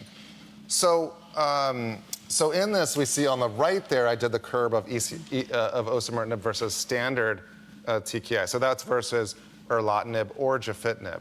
Now that study is not the scope of the discussion today because we're talking about ASCO now, but it is the context for that last one. So the last one, we're talking about something better than gefitinib alone. Well, the standard of care currently in the US already is something better than gefitinib alone. And when you look at that curve on the right, now that one is progression-free survival. But when we look at overall survival, that gives you your answer to that. So people getting osimertinib alone, if there's greater overall survival than people who are getting erlotinib or gefitinib alone as the front drug, then that suggests that that actually is better. It's not just starting at the third one and losing treatment options. So the progression-free survival and overall survival are two things that we look at standard within studies. Progression-free survival, duration of disease, of controlling it, and overall survival is, you know, living. So if we were starting in third gear and losing out on something, we might see better progression-free survival, but shorter overall survival. Right. Does that make sense? Thank you. Sorry. So I mean, obviously, time will tell. Because it takes a long time to actually. Sorry, we need the mic. So time will tell because it takes a long time to actually get the data to know survival rate because the person has to pass, which is unfortunate to get the study information. But like for my situation, if I'm already almost at 5 years, but 4 of those 4 years and a couple months, I was on other drugs before even getting to alectinib. Now, if I had started on alectinib 5 years ago, the question is where would I as an individual be today? And there's really no way to say which path would be better. But there aren't a lot of people that get 4 or 5 years out of a drug. So if I had started on alectinib when it was first in trials, whatever, 4 or 5 years ago, and had to move to another drug even last year, would I be in a worse position than having done the earlier drugs that I did to get to where I am today? So that's what I mean. Yeah, and so, you know, that kind of harps back to saying what's going to happen or even what would have happened for any one individual is impossible. But just generally speaking about the topic, and we know alectinib, in the study, alectinib outperformed crizotinib for ALK specifically in the setting we're talking about. With improved progression-free survival and improved overall survival. So the longer disease control, so this is relevant to the study here as well because osimertinib had been the second-line option, particularly those with T790M. So in both cases, we see by using the better drug first, we actually also see overall better outcomes. Now, what would have happened for you, we don't know. It sounds like the alectinib, for whatever reason, was hard for you to tolerate, just caused more side effects for you as well. So had you started it in the beginning, would you have experienced those side effects in the beginning? Presumably, but you know, we'll never know the answer to these questions. For you individually, how that would have been. But we do look at those studies. I mean, the studies are evaluating what you're saying in that people live longer by starting those drugs sooner. And if they don't, then the drugs are not really moved forward in the same way. So, but what I mean is that study starts on the day that you start taking alectinib, which could be on your 1600th day of the disease, not your first day of the disease. So in looking at from diagnosis as opposed from looking at it as start of that drug. So alectinib could be a significantly better drug and could give you more time as an individual pathway, but you've already given up the time that you could have theoretically had on another drug prior to that. And I'm just using alectinib as an example. Yeah, and so that is an ongoing debate that happens. And we see this now with EGFR. This is something that's being debated in EGFR in saying, well, are you losing time? You're losing the time. And that's where I keep coming back to looking at the overall survival. So if you're starting those two drugs and one of them people are living longer having started with that drug, then overall we say that was better. Did they lose time by not starting with the other drug? Well, probably not, because we're seeing that they actually are living longer overall. Not just time of disease control on the two drugs, but actually longer lifespan too. And well, Jacob, now, isn't that the data we get when you see an article that X was just approved for first line, that up to this point in time it was only approved for second or third line? So that's really what that means. Yeah, there's been data that's shown that. Oftentimes it's that people are living longer by having started that drug sooner. So this idea of, cancer is a complex thing where there are ongoing mutations and such.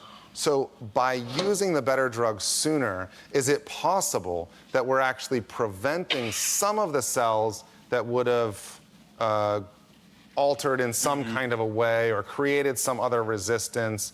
Are we preventing those cells from then growing and expanding and then having other mutations that develop in the process?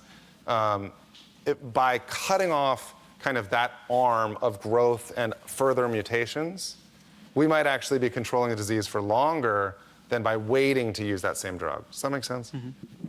It does, but the flip side of that is by introducing the newer drug earlier, the cells, which are like any other living thing in the world, they want to exist, they start working on a mutation to what they're being exposed to at an earlier date.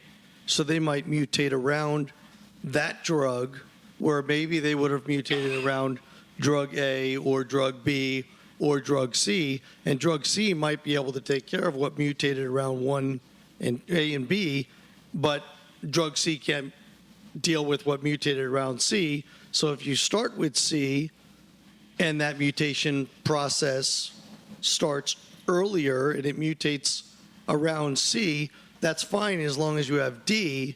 But if D doesn't exist, I need a new flow then you chart. got a problem. But I think it's similar to like the Tagrisso situation, right? Yeah. That makes sense. Tagrisso. No, it was like the shell game. I was like, under B. No, I get what you're saying, and that the logic on that completely holds up. And if a drug did that, it wouldn't get approved earlier because people wouldn't live longer by getting that drug sooner. And cancer is. It's just a complex process. And it's not just that you have, what you're saying is kind of saying, well, what if we just have a predefined time that any one drug is going to work? And if I'm using my predefined time sooner, isn't it ending sooner? And it doesn't necessarily play out that way. And in fact, we're seeing this, in EGFR, in ALK we discussed, also in non-targeted therapies where we're looking at chemotherapy plus immunotherapy. That has now become the standard because doing chemotherapy and then immunotherapy at progression wasn't better. In fact, by doing chemo plus the immunotherapy up front, people ultimately are living longer, not just having more disease control, but also living longer. So you're right. If a drug did what you're describing, it wouldn't be approved. It wouldn't be moved up into the frontline setting, into being the first drug. So the whole discussion about gefitinib or erlotinib, with the ramucirumab, with the chemotherapy, is interesting. It drives questions now, but it's not better than using osimertinib in this setting. So we say, okay, interesting. Maybe we should test it with osimertinib, and those studies are happening. All right, any other questions about the EGFR stuff? No. Yeah. Yes, Pat. I need a mic. Need a mic, honey. No, isn't there one on your table? No? The current standard is to do immunotherapy and then chemotherapy, or give me the order. No. So for those who have a targetable mutation, those get treated with targeted therapy. For those who do not, then it's a matter of the PD-L1 expression and whether they're getting chemo plus immunotherapy, chemo plus pembrolizumab, or pembrolizumab alone. We saw in people with a PD-L1 expression greater than 50% getting the immunotherapy alone, which is generally very well tolerated. People did better in the long run getting that rather than getting the chemotherapy in the beginning. But, so those are. But I think that's an important concept. You're absolutely right. If you have a targetable mutation, the immunotherapy studies and other ones have shown time and time again that's. Oh, I'm sorry. They were saying the immunotherapy studies early on have shown that if you have a targetable mutation, your best bet is to go on a targeted therapy for that mutation. I think that's a really important concept. And so being tested and finding that out is really important. And so definitely. This was a big one. This is a study presented by Justin Gaynor from Mass General. Oh, sorry, please, I Joanne. don't think you actually told us what the one before it was. You got off on the... Oh. You didn't actually explain this. Oh, this is actually just this. So this, we looked at two EGFR studies. There's the erlotinib bevacizumab, erlotinib ramucirumab. That looked better than the erlotinib alone. And there was the gefitinib plus chemotherapy that looked better than the gefitinib alone. And what I was saying with this, see so the one on the left, the curve on the left there, is also the curve on the left of this slide. And the curve on the right is the osimertinib versus gefitinib or erlotinib on the right. It's just saying you see the separation of those two curves. And so the previous slides that were positive were studies that looked like they were better than the gefitinib alone or better than the erlotinib alone. Well, we already have a study that is the standard of care here that is better than those alone. So the data I just presented you, even though you say, oh, okay, that was good, it's not, that's different than the drug we're using here now, which is already better than. Yes. Yeah. I think kind of the take-home point is when the. Correct. Yeah. I think kind of the take-home point is that when those studies came out, by the time they finished, they were doing first-line treatment with a drug that was no longer the standard of care for first-line treatment. Everybody's on Tagrisso now. So I heard even one of the researchers stood up at this session and said, you know, this is great, this looks better, but I'm not treating anyone with, you know, erlotinib or gefitinib as their first treatment. I'm treating them with Tagrisso. So shouldn't this study have been done with adding chemotherapy to Tagrisso? And that's exactly what some of them said. And so now they've got to, it shows, you know, like you were saying earlier, these studies take a long time, and, you know, time kind of moves on. And so it's kind of saying when you're interpreting these, you know, asking the right questions, you know, what do we do now? And that puts, you know, doctors, you know, it's a complicated discussion. To add to the complexity, though, is that, you know, osimertinib is what we use here in the U.S. Right. But it's not the frontline therapy used throughout the globe. It is a more expensive drug.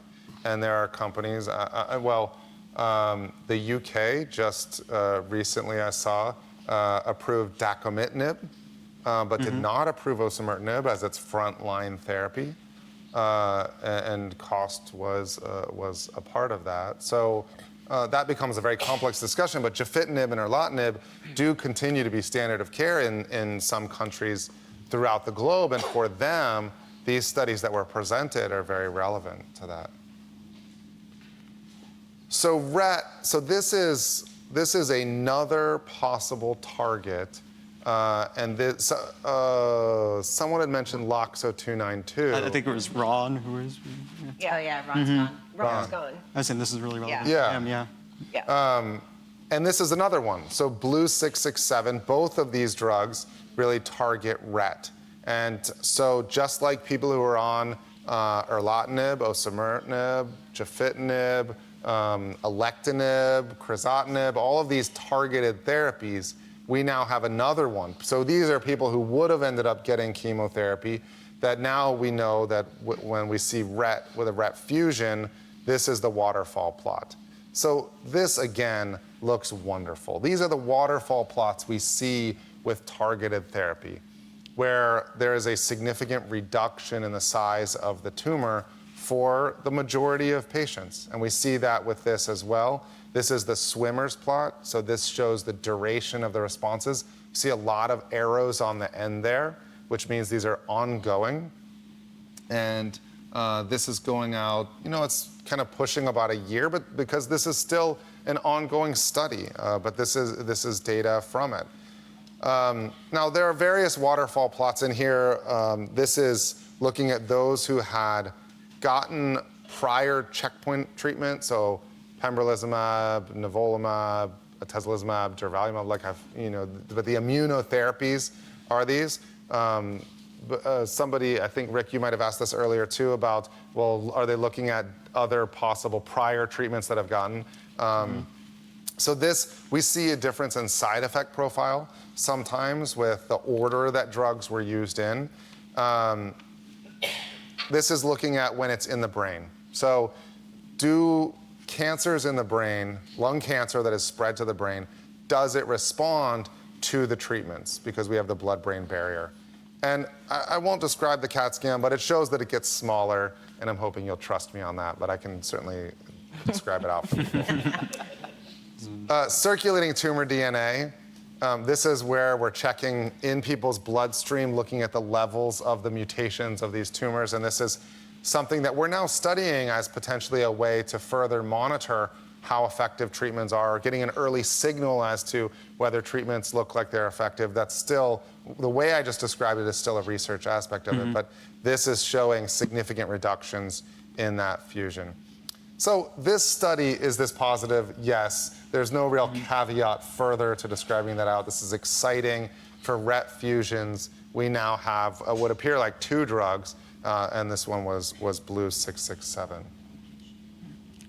Any questions or anything? I just want to point out that it's exciting because as we've talked about, you've heard us talk about those sort of pieces of the pie, particularly in the targeted therapy range, right? And particularly in adenocarcinoma, now we're seeing things move over into squam and even into small cell to some degree with some of these, either immunotherapies or whatever. But these are more sort of tools in the toolbox. I heard you use it for patients that do have this type of fusion, mutation, whatever, you guys want to. And just to swing back once again, because I love to always get to this place, someplace in all of these meetings, genomic profiling.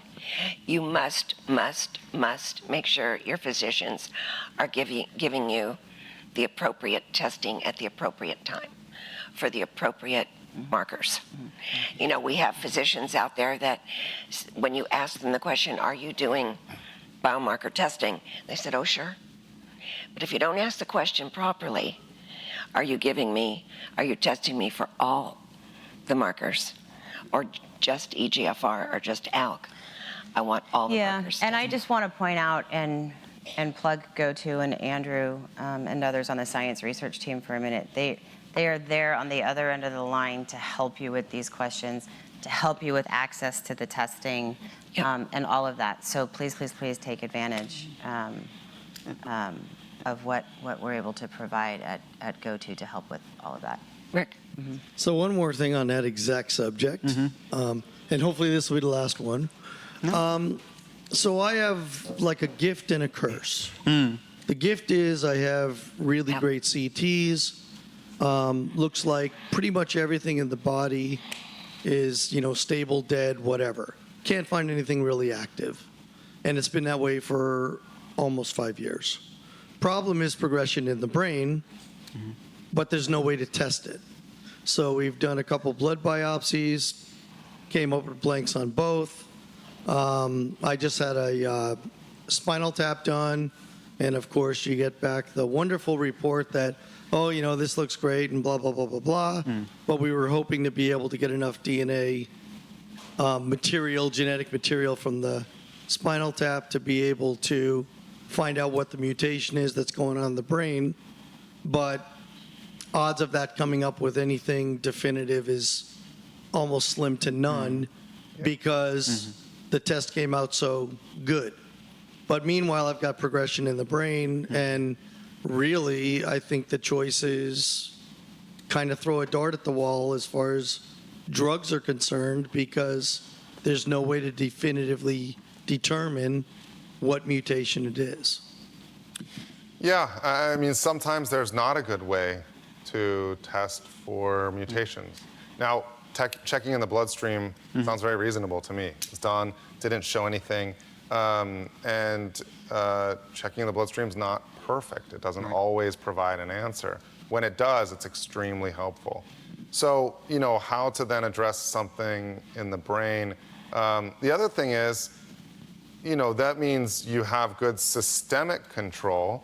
It's just across the blood-brain barrier where that's ends up causing issues. So, you know, then it's a matter of, well, the drug is presumably working, but you just have it growing on the other side of that blood-brain barrier. And sometimes what's growing, or what seems like it's new, is actually just something that has been there and is now growing, just isn't controlled by the drug, and there may not be enough drug getting across the blood-brain barrier. But are you treating the brain with radiation? So the problem is that crizotinib stopped everything in the body. So I've been stable in the body for 4.5 years. But crizotinib doesn't get past the blood-brain barrier. Exactly. So there were probably cells up there doing their game before things even started, and eventually they were big enough to image. And by the time they were big enough to image, I went on X396, which is supposed to be better at going to the brain. And I had very, very slow progression for 2.5 years. Quality of life was awesome, so we said, we'll live with the progression. It's really, really small. 2.5 years go by. Then progression continues on. It's like, well, we really got to look at making a change. So we went to alectinib. And if you look at the charts of all the different submutations that these drugs work on, alectinib's great at some and not so good at others. And, you know, there's crossovers with the various drugs. So I had side effect issues with it, but I also had progression on it. So alectinib wasn't working for me. So now we've switched to brigatinib just because it's another choice. And there's also lorlatinib. I mean, there's some other choices out there. And I can also look at chemo. But the challenge is that we can't get any material to be able to do testing to make an educated decision. So, have you had any radiation? Cyberknife on 2 spots, but now I've got many, many, many really tiny dots, so it's not targetable. Okay, so then you'd be talking about Whole brain. Yeah. radiation. Which is, like we were talking about earlier, how some things are sort of off the table. Yeah. That one's sort of off the table for me. Understood. Yeah. There is an option for like hippocampal sparing whole brain radiation that you can passing that barrier. Spacewalk. Yeah.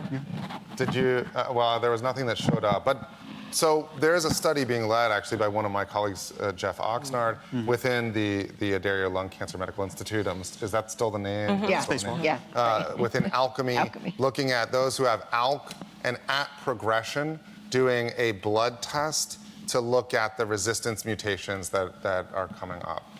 From that to then help guide therapy. In your situation, that wouldn't have shown anything we know. Because it's only in the brain. Okay. But there is radiation, whole brain radiation, that can bypass the hippocampus area, which is the memory. And that just really came on the scene a couple years ago. That's still being studied. Yeah. Yeah. I'll just briefly mention these. I mean, these are early, and so there's not, this is not standard of care. This is still just studies that are going to drive further studies. But capmatinib, looking at MET exon 14 mutation lung cancer, this is something that just is showing that it's very potent. So the IC50 is the inhibitory concentration, what dose you have to get to for where you inhibit half of the receptors, essentially. And it's at a very low level with capmatinib relative to others, which is just to say that it's very potent. And I'll kind of skip through that. Tepotinib is another study, again, MET exon 14 mutations. And this is the waterfall plots from the capmatinib, which is the first one I mentioned, which again looks very good, like what we see with targeted therapies. I mean, all these waterfall plots we're looking at look really wonderful. The waterfall plot that Andrew used as the example is really more common, where you see some down, some up. These are all looking really exceptional. Tepotinib, again, very good waterfall plots. We see some responses in the brain here on the capmatinib. This has the numbers to it, but those aren't important, just to say that these two drugs do appear to be effective and are going forward with further studies.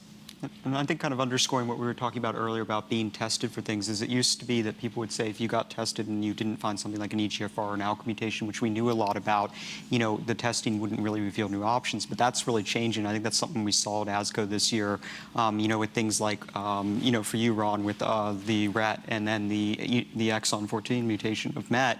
I think it was Christine Lovely who was discussing some of these sections who said, ASCO 2019 was offering hope for elusive mutations, things that we haven't really had a lot of options before. Now we're seeing, in the early stage, like tepotinib and capmatinib, but now we're seeing a lot more reason to get tested and look at, all the mutations you're seeing. And I just think, driving that point home is so important. Oh, it's so important to highlight this. I mean, this is something that is of overwhelming importance that we in the nation are not doing as good a job as we can. And the fact that people are not getting tested for all of these mutations. And frankly, there was a recent study that showed that even people who have known mutations aren't always ending up on targeted therapies. And that is just, I'm a bit speechless about that. Because if there is a target, then going on targeted therapy, especially EGFR, to not go on EGFR targeted therapy does not make sense. And the fact that that exists is frankly surprising. Yeah, I just want to touch on a point out on this before we move on, because I want to make sure that we have time to get to the rest, is about this testing is, agreed, we can do better, speechless all the time, but I want to drive back home that's why it's so important for you guys to become educated, to have conversations with your doctors about this. Your general oncologist, particularly in the community setting, who's treating whatever walks in the door, doesn't have the benefit of specializing in thoracic oncology like Dr. Sands does at a major academic center in this country. So don't feel bad or be upset about maybe you're the first one who said something to your doctor because he or she didn't know. Things are happening fast and furiously. And like I said, if they're not checking NCCN, or most of them can't go to, meetings like ASCO or some of the lung cancer specific meetings. So educate yourself, become informed, call us if you have questions, so that you can go have those conversations with your doctor. Yes. I mean, it truly is your life. You should never be afraid of asking your doctor a question. You should never be afraid of challenging your doctor about something as well. We are human, and sometimes patients actually end up altering the course in an extremely positive way. So if you're going to your doctor and saying, did I get all of it? And they say, well, we did EGFR and ALK. Right. Well, those people would never have ended up on some of these other, all these studies we're talking about that really are available. At the same time, if they say, well, there's RET, but we don't have anything for that. Does anyone? Right. But there's a trial. Right. Yes. We just Exactly. have it. Right. Yeah. Right, so getting that information, and that's where going to a major center where you can get a second opinion just to kind of verify that there aren't local studies available in that sense. So I have a handful of people on the LOXO study for RET. This was the Blue 667, which is just across town at MGH in Boston, but in other centers throughout the country, these drugs have been revolutionary. But all of the targeted therapies have come about due to people going on studies and getting them at a time when they really weren't available. And getting tested. Getting tested is at the forefront of that, because, all of it. and if you're only getting, there are some oncologists still that are just sending off like 3 targets they're looking at. And that's missing some of even the standard of care targets, Right. let alone the clinical trials targets. So I know we're coming up on time is very limited, so I'll just say, this is a drug, repotrectinib for ROS1. This is, again, a promising study. KRAS. So this is something that this is a huge percentage of patients. We haven't really had a good targeted therapy. Prior trials haven't really targeted this directly in the way that some of the other targeted therapies that have hit their targets. And this is very early, but incredibly encouraging as what appears to be a drug that can be tolerated well and is creating responses. This is a high percentage of people. Small cell lung cancer, I'll skip through this first one. Lurbinectedin is one that maybe you've heard about if you've looked at small cell, but this is a study that is, this is a drug that has only been available in study. And, we do see some responses to this. It's not the home run that we all want, but it is maybe a single in the game. But, you string along singles, and that wins games. So, this is another drug that looks like it may become a possible addition within small cell lung cancer as another therapy. I think I have. Oh, and well, I'll kind of skip the others, but I'll just mention this one. This is a study in development or a single site study that's open, looking at targeting therapy within small cell lung cancer, DLL3, and creating an immune response. And we're really on the cusp of some very, very cool novel treatments in the future. So I think in the next couple years, we're looking at drugs like this and some other big ones that are coming along. And I think even, take home for that is even with small cell, it's even more important, to be considering clinical trials and having that discussion with your doctors, because there are these advances coming, even though traditionally the only options that are used for it are chemotherapy. But, this becomes even more important. That's always what we encourage small cell patients to be doing. I got a question here. Anything new with CAR T therapy and solid tumors? So yes, this one that I just put up that I said is one of the novel things is exactly that. So this targeted therapy for small cell is a CAR T therapy. It's still very early, but that's exactly what I was speaking to in the next couple years of the kind of drugs we're going to see moving forward in trials. I would expect more of those. With the industry of clinical trials, has the eligibility or the criteria relaxed more with the thought behind of right to try? Yeah, that is that we have 30 seconds. It's okay. I can go a couple extra minutes. Okay, because that's a So this is a huge one. There's a real balance there between just give me a shot at stuff and really collecting the data to prove that something is effective, as well as really knowing what the side effects are and what risks happen. You can't really counsel people on something until you really know the potential side effects and such. I still strongly encourage people to get drugs in trials. That really is how we evaluate them safely. As part of a clinical trial, there's a whole staff in helping to make sure that everyone's doing okay. There's a process to make sure that this is all being done in the safest way possible versus just going on drugs that sometimes, a study team is going to have more familiarity with the drug and be working closely with the company as opposed to just prescribing a drug that you're not as familiar with and therefore not as familiar with possible side effects and such. So we want to push drugs forward as quickly as possible. And we also want to make sure that we're not hurting people in the process. So right to try is, I do think it's a very important topic in being able to utilize these drugs when our hands are completely tied, but I just so strongly prefer doing it all within a research setting. So I think I'm going to stop. We'll be here for a little bit afterwards. I just want to close by saying maybe some of that was confusing, maybe it wasn't. But the good news is there is a lot of things happening in lung cancer. So if you take nothing else away, take that away. And I know most of you in the room heard tonight how it relates back to you, whether it's by your mutation or some of the new mutations and fusions coming down the line in immunotherapies, small cell, if anybody's watching with small cell. New drug was just approved a week ago or 2 weeks ago in small cell, so things are really happening there. It's having cancer is not exciting, this I know, right? But it's an exciting time for lung cancer in that things are happening fast and furiously. And second thing I want you to take away, and you're looking, and I hope, is as you're looking at all of these charts, and we saw a lot of the waterfall,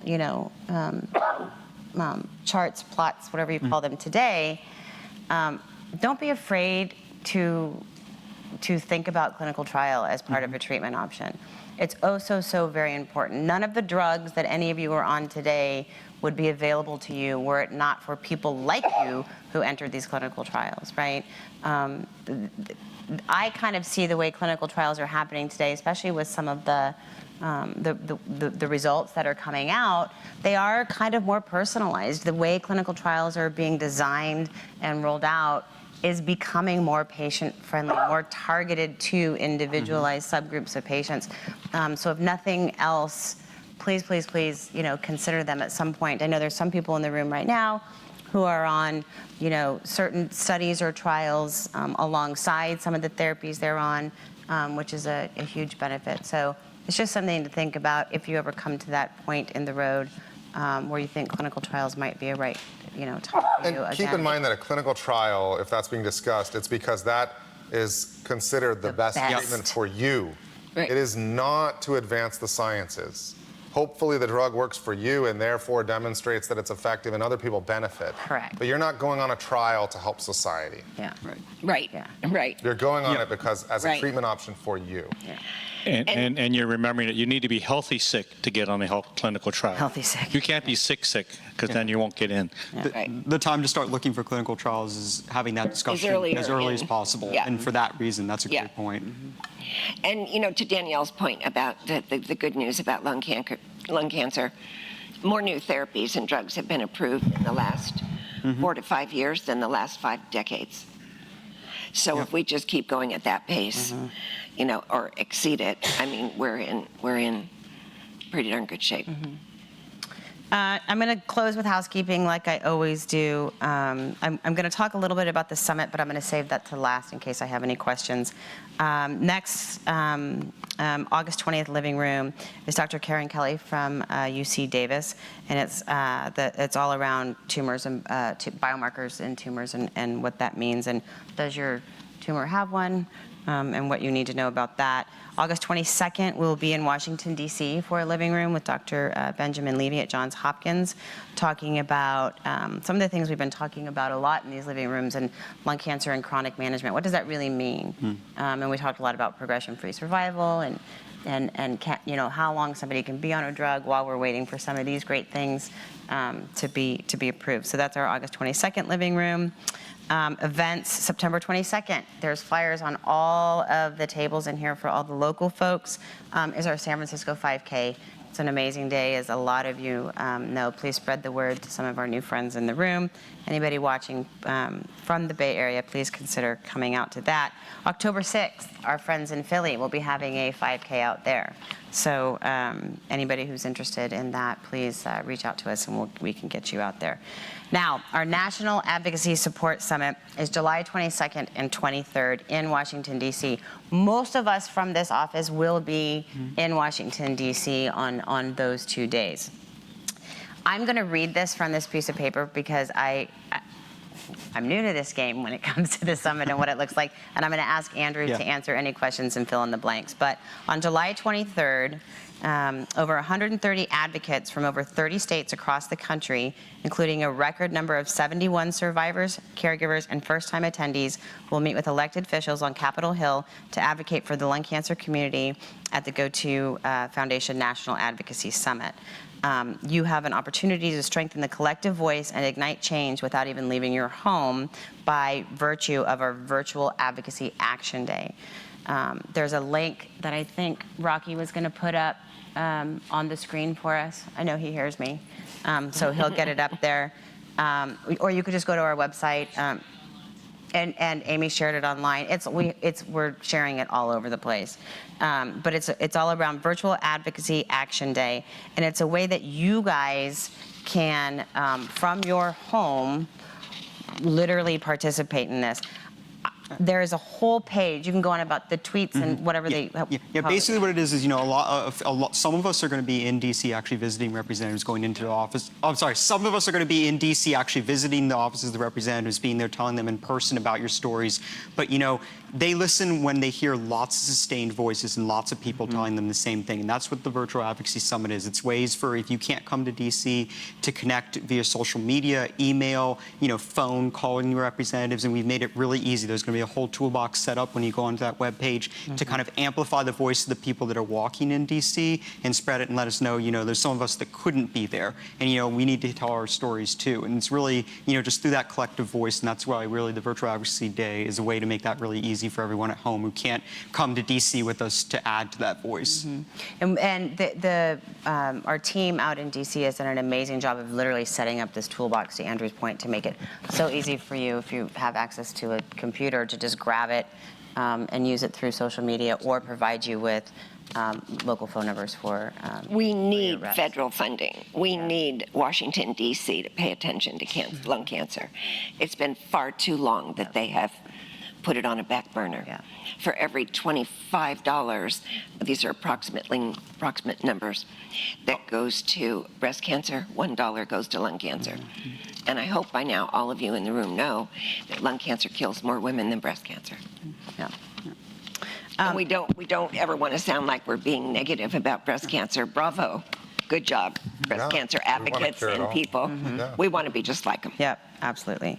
And then I want to close, of course, with thank yous to our panel, Dr. Sands and Andrew, for coming out and talking with us about ASCO. Like I said, we'll be here for a little bit right now to answer any follow-up questions you guys may have. Thank you to all of you, patients, caregivers, friends, loved ones in the room, online, live tonight, and those of you coming back and watch. You are why we do this. Thank you all for participating and being here. Peninsula Television for coming out like they do every month and setting up all their cameras in the studio, in the mobile studio that's in the back room. Thank you for doing that. Go ahead. Also in September, a group of us will be in Spain, in Barcelona, for the International Association for the Study of Lung Cancer. And we're going to come back with lots more of those plots. More to come. Entertain you. Yeah. Lots of plots. Thank you to the Office Bar and Grill for participating in the food.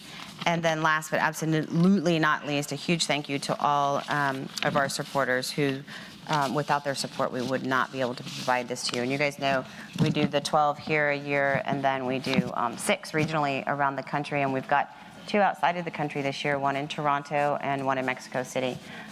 So we're really excited to be kind of taking this live on the road outside of the U.S. So a huge thank you to AbbVie, Amgen, AstraZeneca, Bayer, Boehringer Ingelheim, Bristol Myers Squibb, Celgene, Dignity Health, Foundation Medicine, Genentech, Lilly, Medtronic, Merck, Novartis, Takeda, and Tesaro for all the support that they give us in order to bring this to you. As you can tell, it's they understand the value of this type of an environment for all of you, because most everybody who's got something in lung is supporting it. So a huge thank you to them. And as Ron kind of touched on earlier, he and Sally it's actually a competition. They didn't want to tell you. Yes. But it's a tasting. We're not telling you who brought which cake, but it is a who brought the better. Correct. Are you I sure knew he it. didn't I knew it was switch coming from the Are you city. sure he didn't switch anything or fool around with And the I'll let Ron recipe? talk to you about what matters and what doesn't when we're looking at that cake. Go ahead. So for those of you who are here, there's a dark colored coffee crunch and then there's a light colored coffee crunch. Okay. They're both tasty. I think the plates are set up so half is on each plate and you get to taste and try them out. Ah, very systemic. You I like must it. report back. There's a little wager happening. Yeah. Size doesn't matter. Size does not matter. That's it. That's it. Yeah, right? That's it. Yes, we're going to do a correlation. Thank you, everybody. Or EGFR. Please, there you it go. tastes better. Yeah. Please come in and enjoy some cake, and we'll have a little chat time. Thanks, guys. Thank you.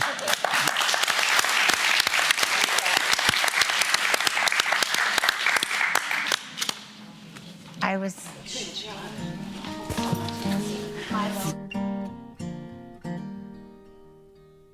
Oh, I'll be brave if you're brave. I'll be brave, but only if you're brave. And it could be just you and me. We'll be family. Just wait and see. So I will fight if you'll fight. Yeah, I will fight, but only if you'll fight. Oh, we can make it through this like sailors in a tempest. Like sailors in a tempest together. And it could be just you and me. We'll be family. Just wait and see.